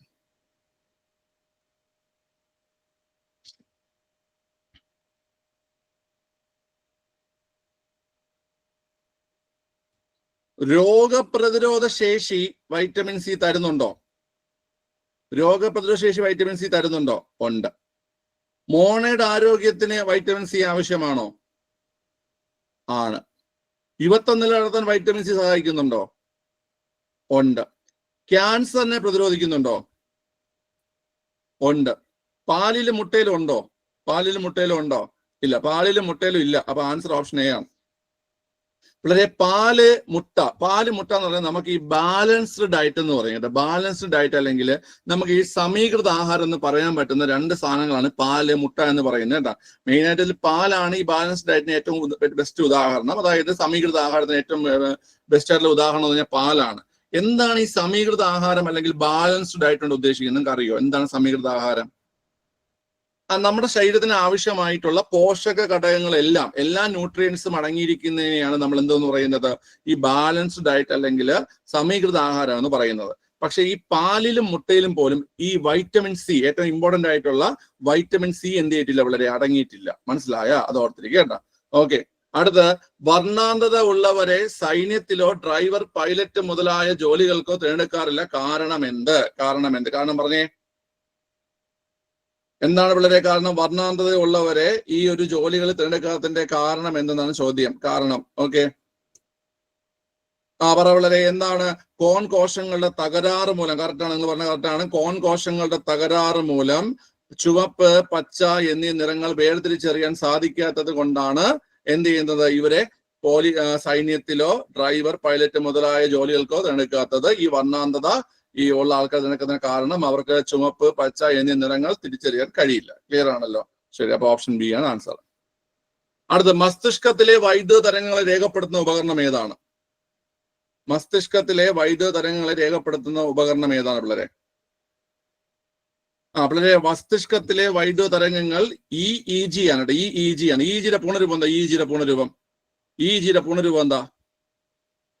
ഇലക്ട്രോ എൻസെഫലോഗ്രാം എന്നാണ്. ഇലക്ട്രോ എൻസെഫലോഗ്രാം എന്നാണ് EEGയുടെ പൂർണ്ണരൂപം. ഇലക്ട്രോ എൻസെഫലോഗ്രാം എന്നാണ് EEGയുടെ പൂർണ്ണരൂപം. ഓക്കെ, അടുത്ത, താഴെ തന്നിരിക്കുന്നവയിൽ ടൈപ്പ് 2 പ്രമേഹത്തിന് അനുയോജ്യമല്ലാത്ത പ്രസ്താവന ഏത്? ഇലക്ട്രോ എൻസെഫലോഗ്രാം എന്നാണ് EEGയുടെ പൂർണ്ണരൂപം കേട്ടോ. Electro encephalogram.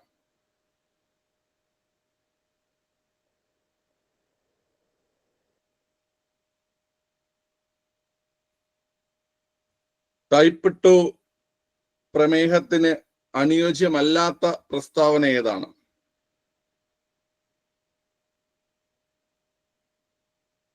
പിള്ളേരെ, ലക്ഷ്യകോശങ്ങൾക്ക് ഇൻസുലിനെ ഉപയോഗിക്കാൻ കഴിയാത്തതാണ് ടൈപ്പ് 2 പ്രമേഹത്തിന് കാരണം. ശരിയാണോ? ശരിയാണ്. അതായത് ഈ പറഞ്ഞ പ്രസ്താവന എന്താണ് പിള്ളേരെ? ശരിയായിട്ടുള്ളതാണ്. പൊണ്ണത്തടിയും ജീൻ തകരാറും ഈ രോഗത്തിന് കാരണമാകുന്നു. അതും ശരിയാണ്. പൊണ്ണത്തടിയും ജീൻ തകരാറും ഈ രോഗത്തിന് കാരണമാകുന്നു. അതും ശരിയാണ്. അടുത്ത്, ആഹാരവും നിയന്ത്രണവും വ്യായാമവും ആവശ്യമെങ്കിൽ മരുന്നുകൾ വഴിയും ഈ രോഗാവസ്ഥ നിയന്ത്രിക്കുക. അതും ശരിയാണ്. അപ്പൊ ഇവിടെ ആൻസർ ആയിട്ട് വരേണ്ടത് മുകളിൽ പറഞ്ഞ പ്രസ്താവനകളെല്ലാം തെറ്റ് എന്ന് പറയുന്ന ഈ ഒരു ഡി ഓപ്ഷനാണ് ആൻസർ ആയിട്ട് വരേണ്ടത്. പക്ഷേ ഈ ഒരു ക്വസ്റ്റ്യൻ ഒക്കെ എക്സാം ഹാളിൽ കിട്ടിക്കഴിഞ്ഞാൽ തലയിൽ കൂടെ കിളി പറക്കും. ഇപ്പൊ തന്നെ പലർക്കും കിളി പറന്ന് കാണും. ഇത് എങ്ങനെ ശരിയാവണല്ലോ, ഇത് അങ്ങനെയല്ലല്ലോ, ഇങ്ങനെയല്ലേ. ഓക്കെ, അനുയോജ്യമല്ലാത്ത പ്രസ്താവന ഏതെന്നാണ് ചോദിച്ചിരിക്കുന്നത് അല്ലേ? അപ്പൊ ആദ്യത്തെ 3 പ്രസ്താവനകൾ അനുയോജ്യമാണ്. ലക്ഷ്യകോശങ്ങൾക്ക് ഇൻസുലിൻ ഉപയോഗിക്കാൻ കഴിയാത്തത് കൊണ്ടാണ് ടൈപ്പ് 2 പ്രമേഹം ഉണ്ടാകുന്നത്. പൊണ്ണത്തടിയും ജീൻ തകരാറും ടൈപ്പ് 2 പ്രമേഹത്തിന് കാരണമാകുന്നു. അതുപോലെ തന്നെ ആഹാരവും നിയന്ത്രണവും അതുപോലെ തന്നെ വ്യായാമവും ഉണ്ടെങ്കിൽ ഈ രോഗം നമുക്ക് നിയന്ത്രിക്കാൻ കഴിയും. നമ്മൾ പഠിക്കുന്നുണ്ട് ലൈഫ് സ്റ്റൈൽ ഡിസീസ്. നമുക്ക് ടൈപ്പ് 1 പ്രമേഹവും ഉണ്ട്, ടൈപ്പ് 2 പ്രമേഹവും ഉണ്ട് അല്ലേ? ടൈപ്പ് 1 പ്രമേഹം, ടൈപ്പ് 2 പ്രമേഹം ഉണ്ട്. അതിൽ ലൈഫ് സ്റ്റൈൽ ഡിസീസ് ഏതാണ്? ജീവിതശൈലി രോഗം ഏതാണ്? ജീവിതശൈലി രോഗം ടൈപ്പ് 2 ആണ് അല്ലേ? ടൈപ്പ് 2 ആണ് ജീവിതശൈലി രോഗം. കുട്ടികളെ ബാധിക്കുന്നത് ഏതാണ്? ജുവനൈൽ ഡയബറ്റീസ് ഏതാണ്? കുട്ടികളെ ബാധിക്കുന്നത് ടൈപ്പ് 1 ആണ്. ടൈപ്പ് 1 ആണ്. ഓക്കെ, ബീറ്റാ കോശങ്ങളുടെ നാശം കാരണം ഉണ്ടാകുന്ന പ്രമേഹം ഏതാണ്? ബീറ്റാ കോശങ്ങളുടെ നാശം കാരണം ഉണ്ടാകുന്നതും ടൈപ്പ് 1 ആണ് കേട്ടോ. നമ്മുടെ പാൻക്രിയാസിൽ ഇൻസുലിൻ ഉൽപ്പാദിപ്പിക്കുന്ന ബീറ്റാ കോശങ്ങളുടെ അടുത്ത് ഞാൻ മൈക്കോണാക്കിയത് പാൻക്രിയാസിൽ ഇൻസുലിൻ ഉൽപ്പാദിപ്പിക്കുന്ന ബീറ്റാ കോശങ്ങളുടെ തകരാറ് മൂലം ഉണ്ടാകുന്നത് അല്ലെങ്കിൽ അതിന്റെ നാശം മൂലം ഉണ്ടാകുന്ന പ്രമേഹം ടൈപ്പ് 1 പ്രമേഹമാണ്. നിങ്ങൾക്ക് ഇന്ന് ഞാൻ അത് റിവിഷൻ ചെയ്യാൻ പറഞ്ഞിട്ടുണ്ടായിരുന്നു. ഓക്കെ, അത് റിവിഷൻ ചെയ്തിട്ട് വരിക. ഓക്കെ, ക്ലിയർ ആണ്. ശരി, അപ്പോൾ പിള്ളേരെ നോക്കിക്കോ, ഇവിടെ ആൻസർ വന്നിരിക്കുന്നത് ഓപ്ഷൻ ഡി ആണ്. മുകളിൽ പറഞ്ഞ പ്രസ്താവന എല്ലാം തെറ്റെന്ന് പറയുന്നത് അത് തെറ്റാണ്. ഓക്കെ, ഓപ്ഷൻ ഡി ആണ് ആൻസർ കേട്ടോ. അടുത്ത കോവിഷീൽഡ് എന്ന COVID-19 വാക്സിൻ വിപണിയിൽ നിന്നും പിൻവലിച്ചു. ഈ വാക്സിൻ നിർമ്മിച്ച കമ്പനി ഏതാണ്? ആര് പറയും? കറക്റ്റ് ആണ്, ആസ്ട്രാസെനീക്കയാണ് കോവിഷീൽഡ് എന്ന വാക്സിൻ നിർമ്മിച്ചത്. ആസ്ട്രാസെനീക്കയുടെ വാക്സിൻ ആണ് കേട്ടോ. അതിന്റെ ഞാൻ കോഡ് ഞങ്ങൾക്ക് പറഞ്ഞിട്ടുണ്ട്, അത് ഓർത്ത് വെച്ചോണം. AZD 1222 അല്ലെ, AZD 1222. ഓക്കെ, AZD 1222 ആണ് ഈ പറയുന്ന നമ്മുടെ കോവിഷീൽഡിന്റെ കോഡ്. ലെഫ്റ്റ് ആയിക്കോ. ഓക്കെ, അതുപോലെ BBV 152 ആണ് ഏത്? കോവാക്സിൻ കേട്ടോ. BBV 152 ആണ് കോവാക്സിൻ. അത് നിർമ്മിച്ചത് ആരെന്ന് നിങ്ങൾക്ക് അറിയാം, ഭാരത് ബയോടെക് ആണ് അല്ലെ. ഭാരത് ബയോടെക് ആണ് കോവാക്സിൻ നിർമ്മിച്ചത് കേട്ടോ. ഭാരത് ബയോടെക് ആണ് കോവാക്സിൻ നിർമ്മിച്ചത്. ഇമ്പോർട്ടന്റ് പോയിന്റ് ആണ്. ഓക്കെ, ശരി. അടുത്ത ക്വസ്റ്റ്യൻ, താഴെ പറയുന്നവയിൽ മനുഷ്യദഹന വ്യവസ്ഥയുടെ പ്രവർത്തനമല്ലാത്തത് ഏതാണ്? Easy question. ദഹന വ്യവസ്ഥയുടെ പ്രവർത്തനമല്ലാത്തത് ഏത് എന്നാണ് ചോദ്യം. നമുക്കിത് വായിക്കുമ്പോൾ തന്നെ അറിയാം. ശരീര താപനില നിയന്ത്രിക്കുക എന്ന് പറഞ്ഞു കഴിഞ്ഞാൽ അത് ദഹന വ്യവസ്ഥയുടെ പ്രവർത്തനമല്ല അല്ലെ. ശരീര താപനില നിയന്ത്രിക്കുക എന്ന് പറഞ്ഞു കഴിഞ്ഞാൽ ദഹന വ്യവസ്ഥയുടെ പ്രവർത്തനമല്ല. അപ്പൊ ഓപ്ഷൻ സി ആൻസർ ആയിട്ട് വരും. താഴെ പറയുന്നവയിൽ കാൽസ്യത്തിന്റെ അഭാവം മൂലം ഉണ്ടാകുന്ന രോഗം ഏതാണ്? കാൽസ്യത്തിന്റെ അഭാവം മൂലം ഉണ്ടാകുന്ന രോഗം ഏതാണ്? പിള്ളേരെ ഓസ്റ്റിയോപോറസിസ് ആണല്ലേ. ഓസ്റ്റിയോപോറസിസ് ആണ് കാൽസ്യത്തിന്റെ അഭാവം മൂലം ഉണ്ടാകുന്ന രോഗം ഏതാണ് പിള്ളേരെ? ഓസ്റ്റിയോപോറസ് ആണ് കേട്ടോ. ഓക്കെ, അടുത്ത ഭൂമിയുടെ ശ്വാസകോശം എന്നറിയപ്പെടുന്നത് ഭൂമിയുടെ ശ്വാസകോശം എന്നറിയപ്പെടുന്ന ഏതാ പിള്ളേരെ? ഭൂമിയുടെ ശ്വാസകോശം എന്നറിയപ്പെടുന്ന മഴക്കാടാണ്. മഴ നനഞ്ഞാൽ ജലദോഷം വരും, ശ്വാസം എടുക്കാൻ ബുദ്ധിമുട്ട് വരും അല്ലെ. മഴ നനഞ്ഞാൽ ജലദോഷം വരും, ശ്വാസം എടുക്കാൻ ബുദ്ധിമുട്ട് വരും. അപ്പൊ ഭൂമിയുടെ ശ്വാസകോശം എന്നറിയപ്പെടുന്നത് മഴക്കാടാണ്. ഭൂമിയുടെ വൃക്ക എന്നറിയപ്പെടുന്ന ഏതാണ്? ഭൂമിയുടെ വൃക്ക എന്നറിയപ്പെടുന്ന ഏതാണ് പിള്ളേരെ? ഭൂമിയുടെ വൃക്ക എന്നറിയപ്പെടുന്നത് തണ്ണീർത്തടങ്ങളാണ്. ഭൂമിയുടെ വൃക്ക എന്നറിയപ്പെടുന്നത്. തണ്ണി അടിച്ചാൽ വൃക്ക പോകും അല്ലെ. ഓക്കെ, അപ്പൊ ഭൂമിയുടെ വൃക്ക എന്നറിയപ്പെടുന്ന തണ്ണീർത്തടങ്ങളാണ്. അതുപോലെ തന്നെ ഭൂമിയുടെ അരിപ്പ എന്നറിയപ്പെടുന്നത് കണ്ടൽക്കാടുകളാണ്. അരിപ്പ എന്നറിയപ്പെടുന്നത് പിള്ളേരെ കണ്ടൽക്കാടുകളാണ്. ഓക്കെ, അടുത്ത ഏത് തരം കൊഴുപ്പിനെയാണ് ആരോഗ്യകരമായ കൊഴുപ്പായി കണക്കാക്കുന്നത്?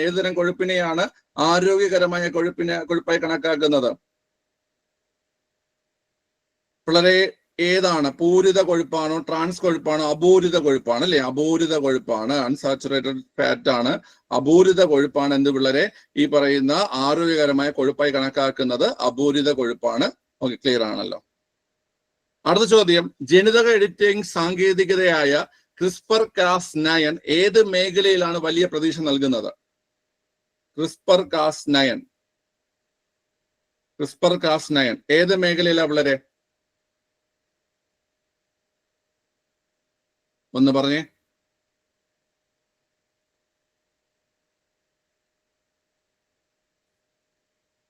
ഇത് ഡിലീറ്റ് ആയി. റീസൺ കൂടെ പറഞ്ഞാൽ മതി. ഏതൊക്കെ കാര്യങ്ങൾക്ക് യൂസ് ചെയ്യാം ഇത്? CRISPR-Cas9 ഏതൊക്കെ യൂസ് ചെയ്യാൻ പറ്റും നമുക്ക്? വളരെ ഈ ചികിത്സയ്ക്ക് നമുക്ക് ഉപയോഗിക്കാം. കൃഷിക്കും ഉപയോഗിക്കാം. മനസ്സിലായോ? കൃഷിക്കും ചികിത്സയ്ക്കൊക്കെ ഉപയോഗിക്കാം.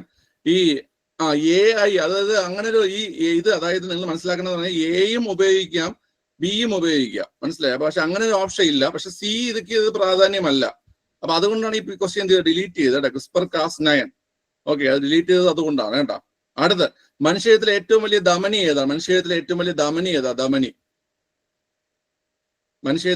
ധമനി ആർക്ക് പറയാം? മനുഷ്യത്തിലെ ഏറ്റവും വലിയ ധമനി അയോട്ടയാണ് അല്ലെ. മനുഷ്യത്തിലെ ഏറ്റവും വലിയ ധമനി അയോട്ടയാണ്. അയോട്ടയുടെ മലയാളം ആർക്ക് പറയാടാ? അയോട്ടയുടെ മലയാളം ആർക്ക് പറയാം? അയോട്ടയുടെ മലയാളമാണ് മഹാധമനി. അയോട്ടയുടെ മലയാളമാണ് മഹാധമനി. എങ്കിലേ പിള്ളേരെ പറ, നമ്മുടെ ശരീരത്തിലെ ഏറ്റവും വലിയ രക്തക്കുഴൽ ഏതാ? ഏറ്റവും വലിയ രക്തക്കുഴൽ ഏതാണ്? നമ്മുടെ ശരീരത്തിലെ ഏറ്റവും വലിയ രക്തക്കുഴലും ഏത് തന്നെയാണ്? അയോട്ട തന്നെയാണ്. ഏറ്റവും വലിയ രക്തക്കുഴൽ എന്ന് ചോദിച്ചാലും ഏത് തന്നെയാണ്? അയോട്ട തന്നെയാണ്. ഏറ്റവും വലിയ ധമനി എന്നോ ഏറ്റവും വലിയ രക്തക്കുഴൽ എന്നോ ചോദിച്ചാൽ, ഏറ്റവും വലിയ ധമനി എന്നോ ഏറ്റവും വലിയ രക്തക്കുഴൽ എന്നോ ചോദിച്ചാൽ ആൻസർ ഏത് തന്നെയാണ്? മഹാധമനി തന്നെയാണ്. എങ്കിൽ ഏറ്റവും വലിയ സിര ചോദിക്കുകയാണെങ്കിൽ നിങ്ങൾ ഏത് പറയും? ഏറ്റവും വലിയ സിര ചോദിച്ചാൽ നിങ്ങൾ ഏത് പറയും? ഏറ്റവും വലിയ സ്ഥിര ശ്വാസകോശ സ്ഥിരയാണോ പിള്ളേരെ? അത് ഇൻഫീരിയർ വീനക്കാവ അല്ലെങ്കിൽ അധോ മഹാസിര എന്ന് പറയും. ഏറ്റവും വലിയ സിര ഏതെന്ന് കേട്ട് കഴിഞ്ഞാൽ അധോ മഹാസിര അല്ലെങ്കിൽ അതിന് നമ്മള് ഇൻഫീരിയർ വീനക്കാവ എന്ന് പറയും കേട്ടോ. ഇൻഫീരിയർ വീനക്കാവ, അധോ മഹാസിര അല്ലെങ്കിൽ ഇൻഫീരിയർ വീനക്കാവ. 3 ചോദ്യം മറക്കണ്ട. ഏറ്റവും വലിയ രക്തക്കുഴൽ മഹാധമനി, അതുപോലെ ഏറ്റവും വലിയ ധമനി മഹാധമനി, അതുപോലെ ഏറ്റവും വലിയ സിര എന്ന് കേട്ട് കഴിഞ്ഞാൽ അധോ മഹാസിര അല്ലെങ്കിൽ ഇൻഫീരിയർ വീനക്കാവ. അടുത്ത്, ഡെങ്കിപ്പനി പരത്തുന്നത് ഏത് തരം കൊതുകുകളാണ്? ഡെങ്കിപ്പനി പരത്തുന്ന ഏത് തരം കൊതുകുകളല്ലേ ഡെങ്കിപ്പനിക്ക് കാരണമാകുന്നത്? ഡെങ്കിപ്പനിക്ക് കാരണമാകുന്നത് PSC എടുത്ത ആൻസർ ഈഡിസ് ഈജിപ്ഷ്യ ആണ് കേട്ടോ. ഈഡിസ് ഈജിപ്ഷ്യ ആണ് എടുത്തത് കേട്ടോ. ഓക്കെ, അത് 2 തവണ ചോദിച്ചിട്ടുണ്ട്, 2 തവണ എടുത്തിട്ടുണ്ട് കേട്ടോ. ഡെങ്കിപ്പനി ഈഡിസ് ഈജിപ്ഷ്യ ആണ് കേട്ടോ ആൻസർ. ലോകാരോഗ്യ സംഘടനയുടെ ആസ്ഥാനം എവിടെയാണ്? ലോകാരോഗ്യ സംഘടന ആസ്ഥാനം എവിടെ? ലോകാരോഗ്യ സംഘടന ആസ്ഥാനം പിള്ളേരെ സ്വിറ്റ്സർലാൻഡിലാണ്. സ്ഥിതി ചെയ്യുന്നത് പിള്ളേരെ? ജനീവ. ഓക്കെ, സ്വിറ്റ്സർലാൻഡിലാണ് ജനീവ. സ്വിറ്റ്സർലാൻഡിന്റെ തലസ്ഥാനം ഏതാണ്? സ്വിറ്റ്സർലാൻഡിന്റെ തലസ്ഥാനമാണോ ജനീവ? ഗ്ലാൻഡ് ആണോ? ബേൺ ആണ് കേട്ടോ. ബേൺ. സ്വിറ്റ്സർലാൻഡ് തലസ്ഥാനം ബേൺ ആണ്. തെറ്റിക്കരുത്, ചോദിച്ചിട്ടുണ്ടേ.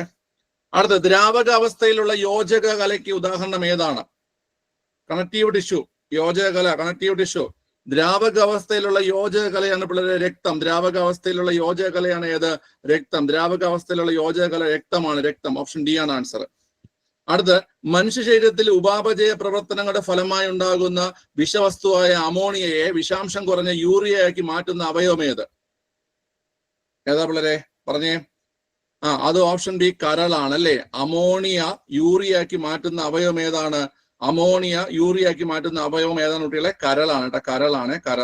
കരളാണ്. ഓക്കെ, ക്ലിയർ ആണല്ലോ. ഈ യൂറിയ പിന്തള്ളുന്ന അല്ലെങ്കിൽ പുറന്തള്ളുന്ന അവയവം ഏതാണ്? യൂറിയ പുറന്തള്ളുന്ന അവയവം ഏതാണ് പിള്ളേരെ?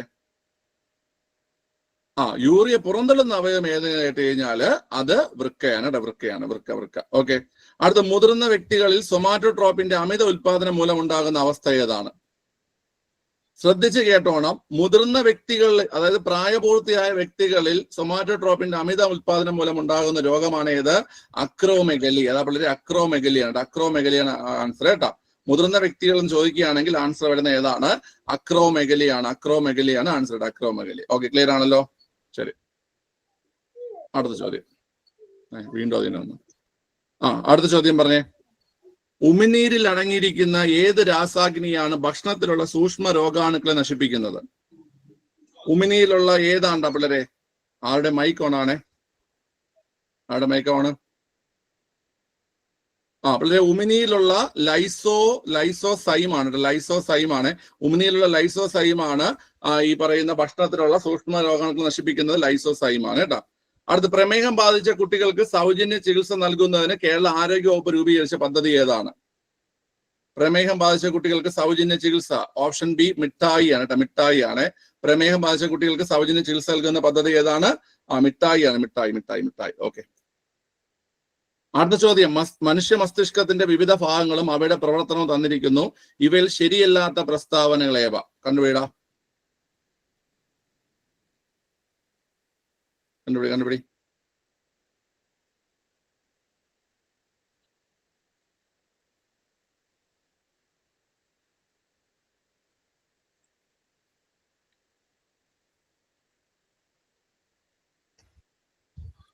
പിള്ളേരെ, സെറിബെല്ലം ശരീരത്തിന്റെ തുലന നില പരിപാലിക്കുന്നു. ശരിയാണോ? നമുക്ക് വേണ്ടത് ശരിയല്ലാത്ത പ്രസ്താവനയാണ് വേണ്ടേ അല്ലേ? സെറിബെല്ലം തുലന നില പരിപാലിക്കുന്നു. ശരിയാണ്. ഓക്കെ, സെറിബ്രം ചിന്ത, ബുദ്ധി, ഓർമ്മ എന്നിവയുടെ കേന്ദ്രം. അത് ശരിയാണോ? അതും ശരിയാണ്. മെഡില്ല ഒബ്ലോങ്കേറ്റ മിഡിൽ ഒബ്ലോങ്കേറ്റ ആന്തര സമസ്ഥിതി പരിപാലനത്തിന് പ്രധാന പങ്ക് വഹിക്കുന്നു. ശരിയാണോ? പിള്ളേരെ, അത് തെറ്റാണ്. ആന്തര സമസ്ഥിതി പരിപാലനത്തിന് സഹായിക്കുന്നത് ഹൈപ്പോതലാമസ് ആണ്. ഓക്കെ, അടുത്ത് ഹൈപ്പോതലാമസ് ഹൃദയസ്പന്ദനം, ശ്വാസോച്ഛ്വാസം എന്നീ പ്രവർത്തനങ്ങൾ നിയന്ത്രിക്കുന്നു. ശരിയാണോ? അതും തെറ്റാണ്. ഹൃദയസ്പന്ദനം, ശ്വാസോച്ഛ്വാസം എന്നിവയെ നിയന്ത്രിക്കുന്നത് ആരാ പിള്ളേരെ? അത് മിഡിൽ ഒബ്ലോങ്കേറ്റയാണ്. അതായത് ഇവിടെ എന്താ ചെയ്തിരിക്കുന്നത്? ഹൈപ്പോതലാമസിന്റെ പോയിന്റ് എടുത്ത് മിഡിൽ ഒബ്ലോങ്കേറ്റയ്ക്കും മിഡിൽ ഒബ്ലോങ്കേറ്റയുടെ പോയിന്റ് എടുത്തിട്ട് ഹൈപ്പോതലാമസിനും കൊടുത്തിരിക്കുന്നു, തിരിച്ചു കൊടുത്തിരിക്കുന്നു. അപ്പൊ ഇവിടെ ആൻസർ ആയിട്ട് വരുന്നത് ഓപ്ഷൻ ബി ആണ്. 3, 4 എന്നിവ തെറ്റാണ്. 3, 4 എന്നിവ തെറ്റാണ്. ഓക്കെ, അടുത്ത ചോദ്യം. ജീവകങ്ങളും അവയുടെ അപര്യാപ്തത രോഗങ്ങളും തന്നിരിക്കുന്നു. ഇവയിൽ ശരിയായ ജോഡികൾ ഏതൊക്കെ? കണ്ടുപിടി വളരെ. ജീവകങ്ങളും അപര്യാപ്ത രോഗങ്ങളും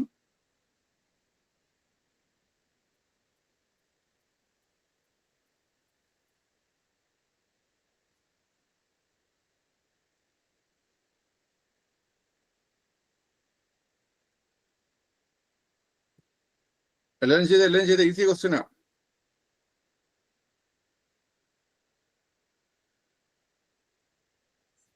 ഓക്കെ, നോക്കിയോ വളരെ. ശരിയായ ജോഡികൾ ഏതൊക്കെയെന്നാണ് ചോദ്യം. വൈറ്റമിൻ എയുടെ അപര്യാപ്ത രോഗം നിശാന്ത, ശരിയാണോ? ശരിയാണ്.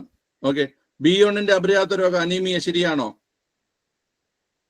പിള്ളേരെ, B1 അപര്യാപ്തത രോഗം ഏതാണ്? ബെറിബറിയാണ് അല്ലെ? ബെറിബറിയാണ്. അത് തെറ്റ്. ഓക്കെ, അടുത്ത് B9 അപര്യാപ്ത രോഗ ബെറിബറി, അതും തെറ്റാണ്. ഓക്കെ, അത് അനീമിയാണ്. അപ്പം 2ഉം 3ഉം തെറ്റ്.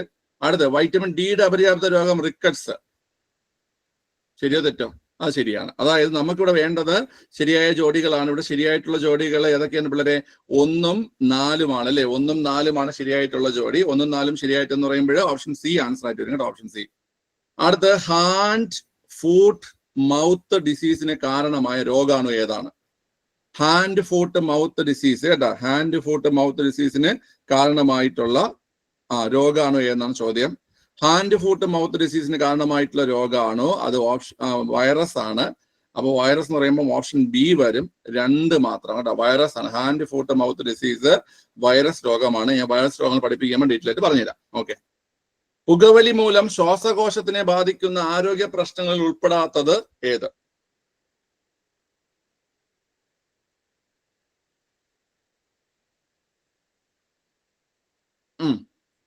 ഈ ചോദ്യം പലർക്കും കൺഫ്യൂഷൻ ഉണ്ടാവും കേട്ടോ.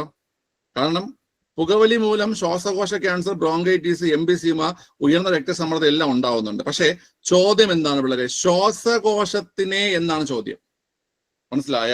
പുകവലി മൂലം ശ്വാസകോശത്തിനെ ബാധിക്കുന്ന ആരോഗ്യ പ്രശ്നങ്ങളിൽ ഉൾപ്പെടാത്തത് ഏതെന്നാണ് ചോദ്യം. ചോദ്യം ശ്രദ്ധിച്ച് വായിച്ചു. നമ്മളിപ്പോ തന്നെ ചെയ്ത ലെഫ്റ്റ് ആയിക്കോ. എടാ, നമ്മള് ഇപ്പൊ തന്നെ ചെയ്തപ്പോ പല ക്വസ്റ്റ്യനും കണ്ട ഭയങ്കര കൺഫ്യൂസിങ് ആയിട്ട് ഇട്ടിരിക്കുന്നേ. നമുക്ക് നന്നായിട്ട് അറിയാവുന്ന ഒരു കാര്യത്തിൽ തന്നെ തെറ്റിക്കാൻ ഇതിലൂടെ പറ്റും. So be careful. ക്വസ്റ്റ്യൻ നന്നായിട്ട് വായിക്കുക. വായിച്ച് മനസ്സിലാക്കിയിട്ട് എന്താണ് ചോദിക്കുന്നതെന്ന് മനസ്സിലാക്കിയതിന് ശേഷം മാത്രം ഉത്തരം എഴുതുക. ക്ലിയർ ആണല്ലോ? ചാടി കയറി എഴുതരുത്. ക്ലിയർ ആണല്ലോ? ഇപ്പൊ ഇനി അങ്ങോട്ടുള്ള പരീക്ഷകളിലൊക്കെ നിങ്ങൾ മനസ്സിലാക്കണം എന്ന് വെച്ച് കഴിഞ്ഞാല് നല്ല കോമ്പറ്റീഷൻ ഉള്ള പരീക്ഷകളാണ്. സോ നിങ്ങൾ എത്രത്തോളം ആക്യുറേറ്റ് ആവുന്നു അത്രത്തോളം നിങ്ങൾക്ക് റിസൾട്ടും കിട്ടും. മനസ്സിലായില്ലേ? കാരണം നമ്മൾ കുറെ പഠിച്ചുകൊണ്ട് മാത്രം കാര്യമില്ല. ചോദ്യം വായിച്ച് ഉത്തരം എഴുതുന്നതിൽ മിടുക്ക് കാണിക്കണം കേട്ടോ. അത് നിങ്ങൾ ആക്യുറേറ്റ് ആവണം. ഓരോ ക്വസ്റ്റ്യൻ നിങ്ങൾ ചെയ്യുമ്പോഴും ആക്യുറേറ്റ് ആകണം. നിങ്ങൾ ഈ ഒന്നാമത്തെ കാര്യം, നിങ്ങൾ പഠിക്കുന്ന സമയത്ത് ഈ ഓപ്ഷൻ നോക്കി പെട്ടെന്ന് എഴുതുന്ന ഒരു പരിപാടി അങ്ങ് കളയണം കേട്ടോ. ചോദ്യം വായിച്ച് ഉത്തരം മനസ്സിൽ കൊണ്ടുവന്ന് അതിന് ഉത്തരം എടുക്കുന്ന പരിപാടി. ഇപ്പൊ തന്നെ ഈ ഒരു ചോദ്യം വായിക്കാം. പുകവലി മൂലം ശ്വാസകോശത്തിനെ ബാധിക്കുന്ന ആരോഗ്യ പ്രശ്നങ്ങളിൽ ഉൾപ്പെടാത്തത്. അപ്പൊ നമ്മൾ ആലോചിക്കണം, പുകവലി മൂലം ശ്വാസകോശത്തിനെ ബാധിക്കുന്ന ആരോഗ്യ പ്രശ്നങ്ങൾ, ഈ പറയുന്ന ക്യാൻസർ വരും, ബ്രോങ്കൈറ്റിസ് വരും, എംഫിസീമ വരും. ഇത് 3ഉം നമ്മളെ ശ്വാസകോശത്തെ ബാധിക്കുന്നതാണ്. എന്നാൽ ഉയർന്ന രക്തസമ്മർദ്ദം എന്തല്ല, നമ്മളെ ശ്വാസകോശത്തെ ബാധിക്കുന്നില്ല. അപ്പൊ ഇവിടെ ആൻസർ വരുന്നത് ഏതാണ് പിള്ളേരെ? ഇവിടെ എന്റെ പേന 4, അതായത് ഓപ്ഷൻ ഡി 4 മാത്രം. ശ്രദ്ധിച്ചോണേ. ഇത് ചുവടെ കൊടുത്തിരിക്കുന്നവയിൽ ബാക്ടീരിയ രോഗങ്ങൾ വരുന്ന ജോഡി ഏത്?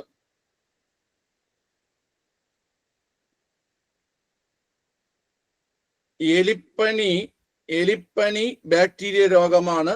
ഡിഫ്തീരിയം ബാക്ടീരിയ രോഗമാണ്. അപ്പൊ 1 അത് ശരിയാണ്.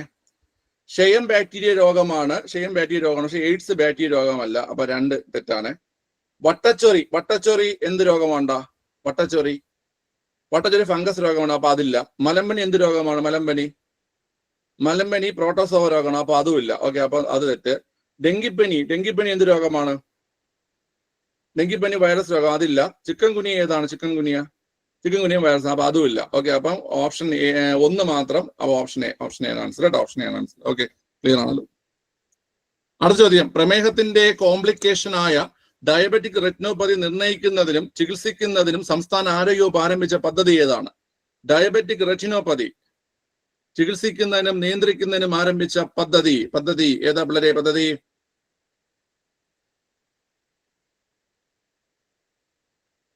പിള്ളേരെ നയനാമൃതം പദ്ധതി അല്ലേ? നയനാമൃതം പദ്ധതി. ഓക്കെ, നയനാമൃതം പദ്ധതിയാണ് ആൻസർ.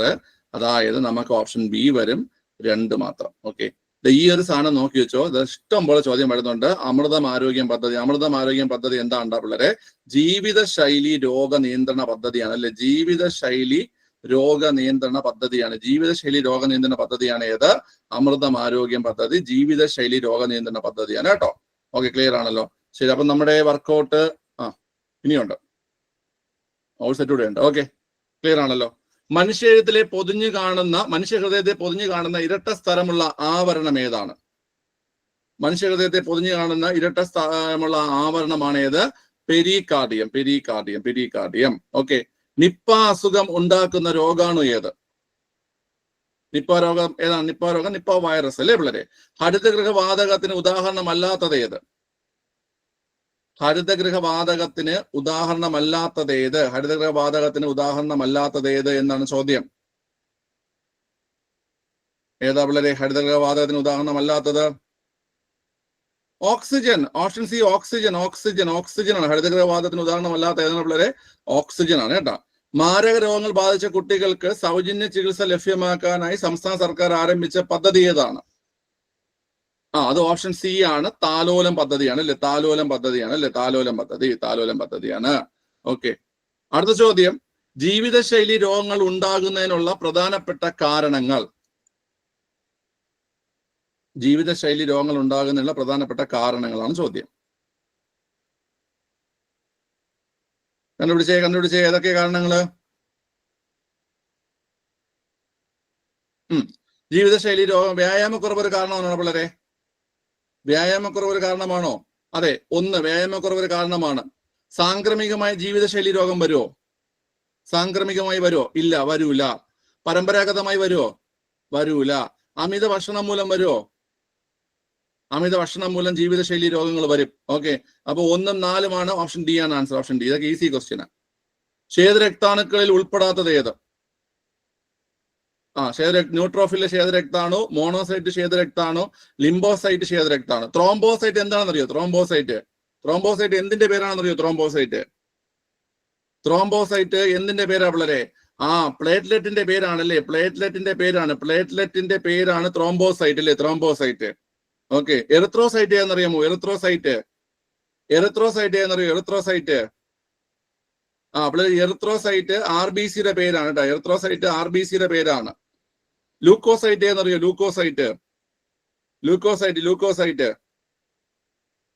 ലൂക്കോസൈറ്റ് എന്ന് പറഞ്ഞു കഴിഞ്ഞാല് WBCയുടെ പേരാണ് ലൂക്കോസൈറ്റ് കേട്ടാ.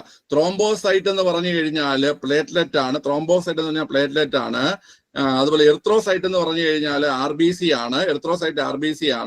ലൂക്കോസൈറ്റ് എന്ന് പറഞ്ഞു കഴിഞ്ഞാൽ ഏതാണ് പിള്ളേരെ? ലൂക്കോസൈറ്റ് എന്ന് പറഞ്ഞു കഴിഞ്ഞാൽ WBC ആണ് കേട്ടാ. ഓക്കെ, അത് മാറിപ്പോകാതെ അതൊക്കെ ചേരുമ്പടി ചേർക്കാൻ നിങ്ങൾക്ക് ചോദിച്ചിട്ടുണ്ട് കേട്ടാ. +2 ലെവൽ എക്സാംസിനൊക്കെ ഈ പേരുകൾ തന്നെ ചേരുമ്പടി ചേർക്കാൻ ചോദിച്ചിട്ടുണ്ട്. അത് ഓർക്ക എളുപ്പമുണ്ട്. ഈ എറിയുമ്പോ കൊണ്ടിട്ട് ചുവന്ന ചോര വരും അല്ലേ? അപ്പൊ എറി ചുവപ്പ്. ഓക്കെ, ഇനി ഈ വെളുത്ത പയ്യന്മാരെയും വെളുത്ത പെൺപിള്ളേരെയും കാണുമ്പോൾ നമ്മൾ പറയും നമുക്കത് നല്ല ലുക്കുള്ള ഒരു പയ്യൻ ലുക്കുള്ള ഒരു പെണ്ണ് പോകുന്ന പറയത്തില്ലേ? പെൺ മീൻസ് പെൺകുട്ടി, പെണ്ണെന്ന് പറയാൻ പാടില്ലെന്നാണ്.